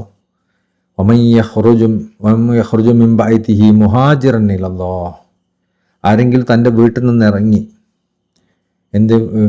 ഫി ബൈത്തിഹി മുഹാജിറൻ അള്ളാഹിലേക്ക് ഹിജറ ചെയ്യുന്നവനായിട്ട്. ശരിക്കും അള്ളാഹിലേക്ക് നമുക്ക് ആർക്കും ഹിജറ ചെയ്യാൻ പറ്റുമോ? ഇല്ലല്ലോ. പക്ഷേ മദീനയിലേക്ക് ഹിജറ പോകുന്നതിന് അള്ളാഹ് വിശേഷിപ്പിച്ച എന്താണ്? മുഹാജിറൻ അള്ളാഹിലേക്ക് ഹിജറ പോകുന്നത്. അതേപോലെ ഇബ്രാഹിം നബി അലൈഹി സ്വലാം പറഞ്ഞതിന് ഖുർആൻ ഉദ്ധരിക്കുന്ന വചനവും ഇതിന് തുല്യമാണ്. ഇബ്രാഹിം നബി അലൈഹി സ്വലാം എന്താ പറഞ്ഞത്? ഇന്നി ദാഹിബുൻ ഇലാ റബ്ബി, ഞാൻ എൻ്റെ റബ്ബിലേക്ക് യാത്ര ചെയ്യാന്ന്. ഒരു നാട്ടിലേക്ക് പോയതാ, പക്ഷെ ആ നാട്ടിലേക്ക് പോകുന്നതിന് മഹാനുകൾ പറഞ്ഞെന്താ? ഞാൻ എൻ്റെ റബ്ബിലേക്ക് ഇപ്പം പോവുകയാണ് എന്ന്. അതായത് ഞാനെ ആരാധിക്കുന്നതിൽ നിന്നും യാതൊരാളും തന്നെ തടയാത്ത ഒരു സ്ഥലത്തേക്ക് ഞാൻ പോവുകയാണ് എന്ന് സാരം. അപ്പോൾ ഇബ്രാഹിം നബി അലൈഹി സ്വലാം അള്ളാഹിനെ ആരാധിക്കാൻ കുറച്ചും കൂടി നന്നാവുന്ന ഒരു സ്ഥലത്തിലേക്ക് പോകുമ്പോൾ ഒരു സ്ഥലത്തേക്കാണ് പോയത്. ആ സ്ഥലത്തേക്ക് പോകുന്നതിന് ഇബ്രാഹിം നബി അലൈഹി സ്വലാം എന്താ പറഞ്ഞത്? ഇന്നി ദാഹിബുൻ ഇലാ റബ്ബി, എൻ്റെ റബ്ബിലേക്കാണ് ഞാൻ പോകുന്നത് എന്നാണ്. ബാക്കിയുള്ള സ്ഥലത്തൊന്നും റബ്ബില്ല എന്നാണ് എൻ്റെ അർത്ഥം. അല്ല, റബ്ബ് അവിടെ അള്ളാഹിൻ്റെ പിന്നെ അടയാളങ്ങളെ ബഹുമാനിച്ചുകൊണ്ടും അള്ളാഹിൻ്റെ ദൃഷ്ടാന്തങ്ങളെ ബഹുമാനിച്ചുകൊണ്ടൊക്കെയാണ് മഹാനവറുകൾ പറഞ്ഞത്. അതുപോലെ തന്നെ അള്ളാഹു മുഹാജിറിൻ ഇലല്ലാ എന്ന് പറഞ്ഞതും അതുപോലെ തന്നെയാണ്. ഇതുപോലെ തന്നെ ഞാൻ ബഹുമാനപ്പെട്ട മുഹമ്മദ് മിശ്രി തങ്ങൾ പറയുന്നുണ്ട്, അള്ളാഹിൻ്റെ ഔലിയാക്കന്മാർ അള്ളാഹിൻ്റെ ഖലീഫന്മാരാണ്. അവരെ അള്ളാഹു ഇവിടെ വെച്ചിട്ടുള്ളത് നമുക്ക് അള്ളാഹിലേക്ക് പോകാൻ ആഗ്രഹിക്കുമ്പോൾ അവരുടെ അടുത്തേക്ക് പോകാൻ വേണ്ടിയിട്ടാണ്. കാരണം ഇബ്രാഹിം നബി അലൈഹി സ്വലാം ഇബാദത്തിന് വേണ്ടി ഒരു സ്ഥലത്തേക്ക് പോയപ്പോൾ ഇബ്രാഹിം നബി അലൈഹി സ്വലാം പറഞ്ഞെന്താ? ഇന്നി ദാഹിബുൻ ഇലാ റബ്ബി, ഞാൻ എൻ്റെ റബ്ബിലേക്കാണ് പോകണതെന്ന്. മക്കയിൽ നിന്ന് ആളുകൾ അള്ളാഹുലേക്ക് വീടിറങ്ങി മദീനത്തേക്ക് പോകാൻ ഹിജറ പോകാൻ ഒരുങ്ങിയപ്പോൾ അള്ളാഹു അവരെ പറ്റി വിശേഷിപ്പിച്ചത് എന്താ? യഖ്റുജു മിൻ ബൈത്തി മുഹാജിറൻ ഇലല്ലാഹ്, അള്ളാഹിലേക്ക് ഹിജറ പോകുന്നവരെന്ന്. അതെന്താണ്? അത് അള്ളാഹിൻ്റെ ഖലീഫയിലേക്കുള്ള യാത്രയാണ്. അപ്പോൾ അള്ളാഹിൻ്റെ ഖലീഫയിലേക്കുള്ള യാത്ര യഥാർത്ഥത്തിൽ അള്ളാഹിലേക്കുള്ള യാത്രയാണ്. അള്ളാഹിൻ്റെ ഖലീഫയ്ക്ക് വേണ്ടി എന്ത് ചെയ്താലും അത് അള്ളാഹ്ക്ക് വേണ്ടി ചെയ്യുന്നത് പോലെയാണ്. അള്ളാഹിൻ്റെ ഖലീഫയിലേക്ക് യാത്ര പോകുന്നത് അള്ളാഹിലേക്കുള്ള യാത്രയാണ്. അള്ളാഹിൻ്റെ ഖലീഫക്ക് നമ്മൾ എന്തെങ്കിലും നൽകുന്നത് അള്ളാഹ്ക്ക് നൽകുന്നതാണ്. അള്ളാഹിൻ്റെ ഖലീഫനെ നമ്മൾ അനുസരിക്കുന്നത് അള്ളാഹിനെ അനുസരിക്കുന്നത് പോലെയാണ് എന്നത് ഈ ഖുർആൻ്റെ ആയത്ത് കൊണ്ട് നമുക്ക് വ്യക്തമാണെന്ന് ബഹുമാനപ്പെട്ട ശൈഖ് മുഹമ്മദ് മിശ്രി റളിയല്ലാഹു അൻഹു തങ്ങൾ പറയുന്നത് കാണാം. അതുകൊണ്ട് മഹാനവറുകൾ ശൈഖിൻ്റെ അടുത്തേക്കൊക്കെ പോകുമ്പോൾ അള്ളാഹിലേക്ക് പോകുന്ന പോലെ അവർക്ക് ഫീൽ ചെയ്യാറുണ്ടായിരുന്നു. അങ്ങനെ പറയുന്നത് പോലും പ്രശ്നമില്ല. കാരണം എന്തുകൊണ്ട്? അത് അവർ അള്ളാഹുവിൻ്റെ ഖലീഫയാണെന്നുള്ള കാരണം കൊണ്ട്, അല്ലാതെ അള്ളയാണെന്നുള്ള അർത്ഥത്തിലല്ല. ഈ ഇബ്രാഹിം നബി അലൈഹി സ്വലാം ഒരു സ്ഥലത്തേക്ക് പോയി ആ സ്ഥലം അള്ളയാണെന്ന് വിചാരിച്ചിട്ടല്ലല്ലോ. മക്കത്ത് നിന്ന് മദീനയിലേക്ക് പോയപ്പോൾ മദീന അള്ളാന്ന് വിചാരിച്ചിട്ടല്ലല്ലോ. അവിടെയൊക്കെ മുഹാജിറൻ ഇലല്ലാ ദാഹിബൻ ഇലാ റബ്ബി എന്നൊക്കെ ഖുർആനിൽ പ്രയോഗിച്ചിട്ടില്ലേ. ഇതൊക്കെയാണ് അതിൻ്റെ തെളിവ്. ഈസാ നബിയെ ആകാശത്തേക്ക് ഉയർത്തിയതിലെ യുക്തി ഇതാണ്. അദ്ദേഹം മലക്കുകളോടൊപ്പം വസിക്കാനും അതുവഴി അവർക്ക് അദ്ദേഹത്തിൻ്റെ ബറക്കത്ത് ലഭിക്കാനും അള്ളാഹു ഉദ്ദേശിച്ചു. കാരണം അദ്ദേഹം അള്ളാഹുവിൻ്റെ വചനവും അവൻ നൽകിയ ആത്മാവുമാണ്. മനുഷ്യ പിതാവായ ആദം നബി അലൈഹി ഇസ്ലാമിനോട് ഒപ്പമുള്ള സഹവാസത്തിലൂടെ പേരുകൾ അസ്മാവുകൾ പഠിക്കാനും അറിവ് നേടാനും മലക്കുകൾക്ക് ബറക്കത്ത് ലഭിച്ചതുപോലെയാണിത്. കാരണം ഖുർആൻ സൂക്തത്തിൽ പറഞ്ഞിട്ടുള്ളത് പോലെ അള്ളാഹുങ്കിൽ ഈസാ നബി അലൈഹി ഇസ്ലാമിനെ ഉപമിക്കാവുന്നത് ആദം നബിയോടാണല്ലോ. ഈസാ നബി അലൈഹി ഇസ്ലാമിനെ പറ്റി പറഞ്ഞതൊക്കെ കമസലി ആദം നബി അലൈഹി ഇസ്ലാമിനെ പോലെയാണ് എന്നാണ്. അപ്പോൾ ആദം നബി അലൈഹി ഇസ്ലാം സ്വർഗത്തിൽ പോയപ്പോൾ സ്വർഗത്തിൽ അവിടെ ആദം നബി അലൈഹി ഇസ്ലാമിൻ്റെ ബർക്കത്ത് കൊണ്ട് മലക്കുകൾക്ക് ഇൽമു പഠിക്കാനായി, അള്ളാഹിൻ്റെ അസ്മാകളുടെ തജല്ലി മനസ്സിലാക്കാനായി, ഇതൊക്കെ അവർക്ക് കിട്ടി. ആരെക്കൊണ്ട് കിട്ടിയ? ആദം നബി അലൈഹി ഇസ്ലാമിന് കിട്ടിയ. അപ്പോൾ മലക്കുകൾക്ക് വീണ്ടും ബർക്കത്ത് വർദ്ധിക്കണമെന്നുള്ള ആഗ്രഹിച്ചു. അപ്പോൾ വീണ്ടും ഈസാ നബി അലൈഹി ഇസ്ലാമിനെ മലക്കുകൾക്ക് ബർക്കത്ത് കിട്ടാൻ വേണ്ടിയിട്ടാണ് ആകാശത്തേക്ക് ആരോഹണം നടത്തപ്പെട്ടത് എന്നാണൊരു വ്യാഖ്യാനം. ഈസാ നബി അലൈഹി ഇസ്ലാമിനെ ആകാശത്തേക്ക് ഉയർത്തിയതുമായി ബന്ധപ്പെട്ട് ഇപ്രകാരം പറയപ്പെട്ടിട്ടുണ്ട്: അദ്ദേഹം ഈ ഭൗതിക ലോകത്തേക്കുള്ള പ്രവേശനം, അദ്ദേഹത്തിൻ്റെ ലോകത്തേക്കുള്ള പ്രവേശനം ശാരീരികമായ വികാരങ്ങളുടെ മാർഗത്തിലൂടെ ആയിരുന്നില്ല. അതുപോലെ അദ്ദേഹത്തെ ഈ ലോകത്തുനിന്ന് വിടവാങ്ങാൻ മരണത്തിൻ്റെ മാർഗത്തിലൂടെയും ആയിരുന്നില്ല. അതായത് ഈസാ നബി അലൈഹി ഇസ്ലാം ലോകത്തേക്ക് വന്നത് എന്താണ്? സാധാരണ മനുഷ്യന്മാർ വന്നതുപോലെ അല്ലല്ലോ. അപ്പോൾ തിരിച്ചു പോകുന്നത് അതുപോലെ തന്നെ ആയിരിക്കും. സാധാരണ മനുഷ്യന്മാർ പോകുന്നത് പോലെയല്ല. അള്ളാഹുവിൻ്റെ അപാരമായ കഴിവിൻ്റെ മാർഗത്തിലൂടെയാണ് അദ്ദേഹം ഈ ലോകത്തേക്ക് പ്രവേശിച്ചത്. അള്ളാഹുവിൻ്റെ പ്രതാപത്തിൻ്റെ മാർഗത്തിലൂടെ അദ്ദേഹം ഇവിടെ നിന്ന് വിടവാങ്ങുകയും ചെയ്തു. അള്ളാഹു പ്രതാപിയാകുന്നു എന്നതിനർത്ഥം അവൻ ഉദ്ദേശിക്കുന്ന കാര്യങ്ങളിൽ അവനെ തോൽപ്പിക്കാൻ ആർക്കും സാധിക്കുകയില്ല എന്നാണ്. അതിനാൽ അള്ളാഹുവിൻ്റെ പ്രതാപം എന്നത് അവൻ്റെ അപാരമായ കഴിവിൻ്റെ പൂർണ്ണതയെയാണ് കുറിക്കുന്നത്.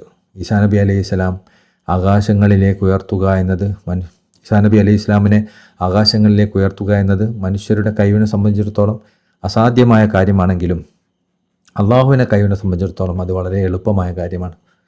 ആ കാര്യത്തിൽ അവനെ മറികടക്കാൻ യാതൊരാൾക്കും സാധിക്കുകയില്ല.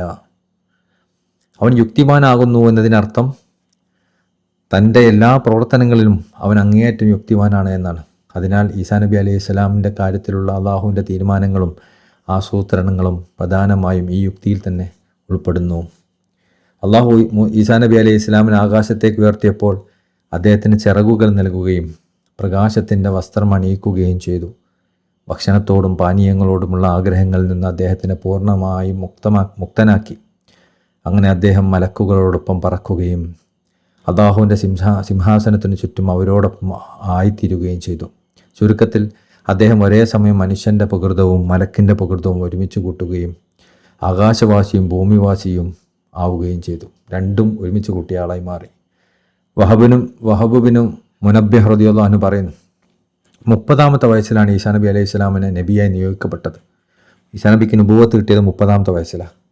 അദ്ദേഹം 33-ാമത്തെ വയസ്സാകുമ്പോഴത്തേന് അള്ളാഹു അദ്ദേഹത്തെ ആകാശത്തേക്ക് ഉയർത്തി. അതിനാൽ അദ്ദേഹത്തിൻ്റെ നുബുവത്തിൻ്റെ കാലഘട്ടം 3 വർഷം മാത്രം.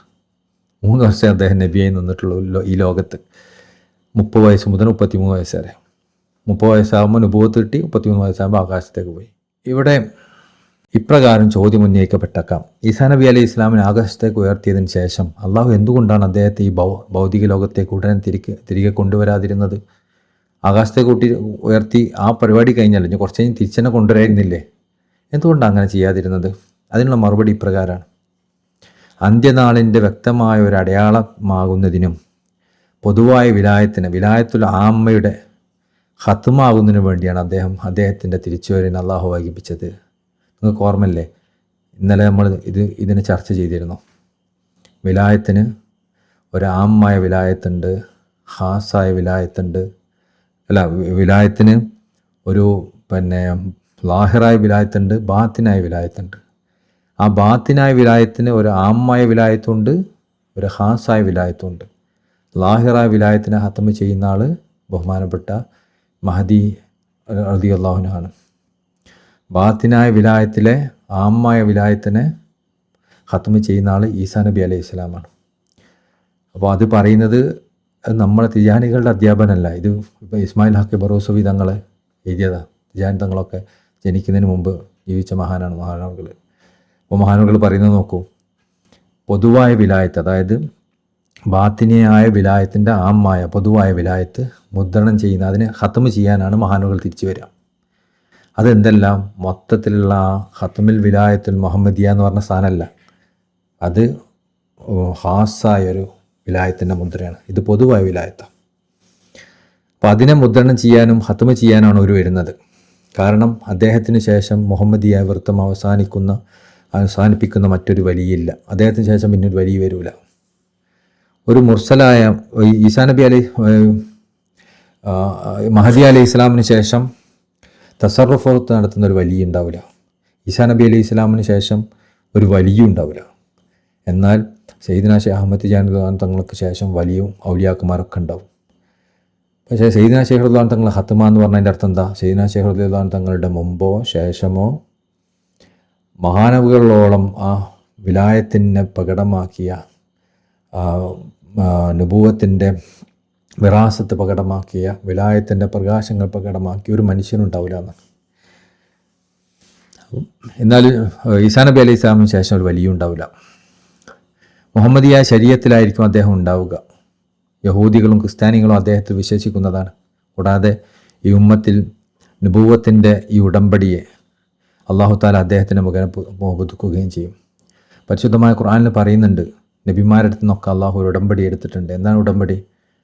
നിങ്ങളെ കാലത്തെങ്ങാനും റസൂലുള്ളാഹി സ്വല്ലല്ലാഹു അലൈഹി വസല്ലം വന്നാൽ നിങ്ങൾ അവരെ ബൈഅത്ത് ചെയ്യുകയും അവരുടെ സമൂഹത്തിൽ ഒരാളായി മാറുകയും ചെയ്യണമെന്നാണ് ആ ഉടമ്പടി. ആ ഉടമ്പടി ബാഹ്യമായി നമുക്ക് മുമ്പിൽ കാണിച്ചിരുന്ന ഒരാൾ ബഹുമാനപ്പെട്ട ഈസാ നബി അലൈഹി സ്വലാം. ഈസാ നബി അലൈഹി സ്വലാം റസൂലുള്ളാഹിയുടെ ഉമ്മത്തിയായിട്ടാണ് വരിക. എന്നാൽ റസൂലുള്ളാഹിയുടെ ശരീഅത്തനുസരിച്ചാണ് ജീവിക്കുക. റസൂലുള്ളാഹിയുടെ അനുയായി ആയിട്ടാണ് ഇവിടെ ജീവിക്കുക. അള്ളാഹു ഈസാ നബി അലൈഹി സ്വലാമിന് കൊടുത്ത വലിയൊരു പവറാണത്, മഹത്വമാണത്. ഇമാം മഹദി റളിയല്ലാഹു അൻഹും അസ്ഹാബുൽ കഹ്ഫും അദ്ദേഹത്തിന് ഖിദ്മത്ത് ചെയ്യും.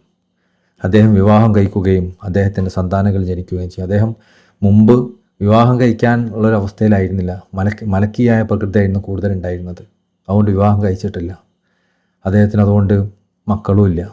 എന്നാൽ അത് കരുതിയിട്ട് പള്ളിയച്ചന്മാരൊക്കെ വിവാഹം കഴിക്കാതിരിക്കും. അതുപോലെ പള്ളിയച്ചന്മാരൊക്കെ മനുഷ്യന്മാരുടെ പ്രകൃതിയിലാണ്, മലക്കുകളുടെ പ്രകൃതിയിലല്ല. അതുകൊണ്ട് അവർക്ക് വിവാഹം കഴിച്ചില്ല പ്രശ്നമാണ്. ഈസാ നബിക്ക് അത് പ്രശ്നമല്ല. കാരണം ഈസാ നബിക്ക് പകുതി മലക്കിൻ്റെ പ്രകൃതിയാണ്. അതുകൊണ്ട് വിവാഹം കഴിച്ചില്ലെങ്കിലും പ്രശ്നമില്ല. എന്നാൽ ഈസാ നബി അലൈഹി സ്വലാം തിരിച്ചു വരുമ്പോൾ പിന്നെ ഒരു നബിയായിക്കൊണ്ടല്ല വരുന്നത്. മഹാനവറുകൾ റസൂലുള്ളാഹിയുടെ വിറാസത്തെ ഏറ്റെടുത്തിട്ടാണ് വരുന്നത്. അപ്പോൾ റസൂലുള്ളാഹിയുടെ ശരീഅത്തും റസൂലുള്ളാഹിയുടെ ആത്മീയ യാത്രയും ഒക്കെ ആയിട്ട് മുന്നോട്ട് പോകുമ്പോൾ കല്യാണം കഴിക്കാൻ പ്രാപ്തമായ ഒരു അവസ്ഥയിലേക്ക് മഹാനവറുകൾ മാറുകയും കല്യാണം കഴിക്കുകയും അതിൽ കുട്ടികളുണ്ടാവുകയൊക്കെ ചെയ്യും. അങ്ങനെ അദ്ദേഹം മുഹമ്മദ് നബി സല്ലല്ലാഹു അലൈഹി വസല്ലം തങ്ങളുടെ സമുദായത്തിൽപ്പെട്ട ഒരാളാവും. വിലായത്തിൻ്റെ കാര്യത്തിൽ മുഹമ്മദ് നബി സല്ലല്ലാഹു അലൈഹി വസല്ലം അനന്തരാവകാശിയായ ഔലിയാക്കളുടെ ഖത്മായിക്കൊണ്ട് നിലകൊള്ളുന്നതുമാണ്.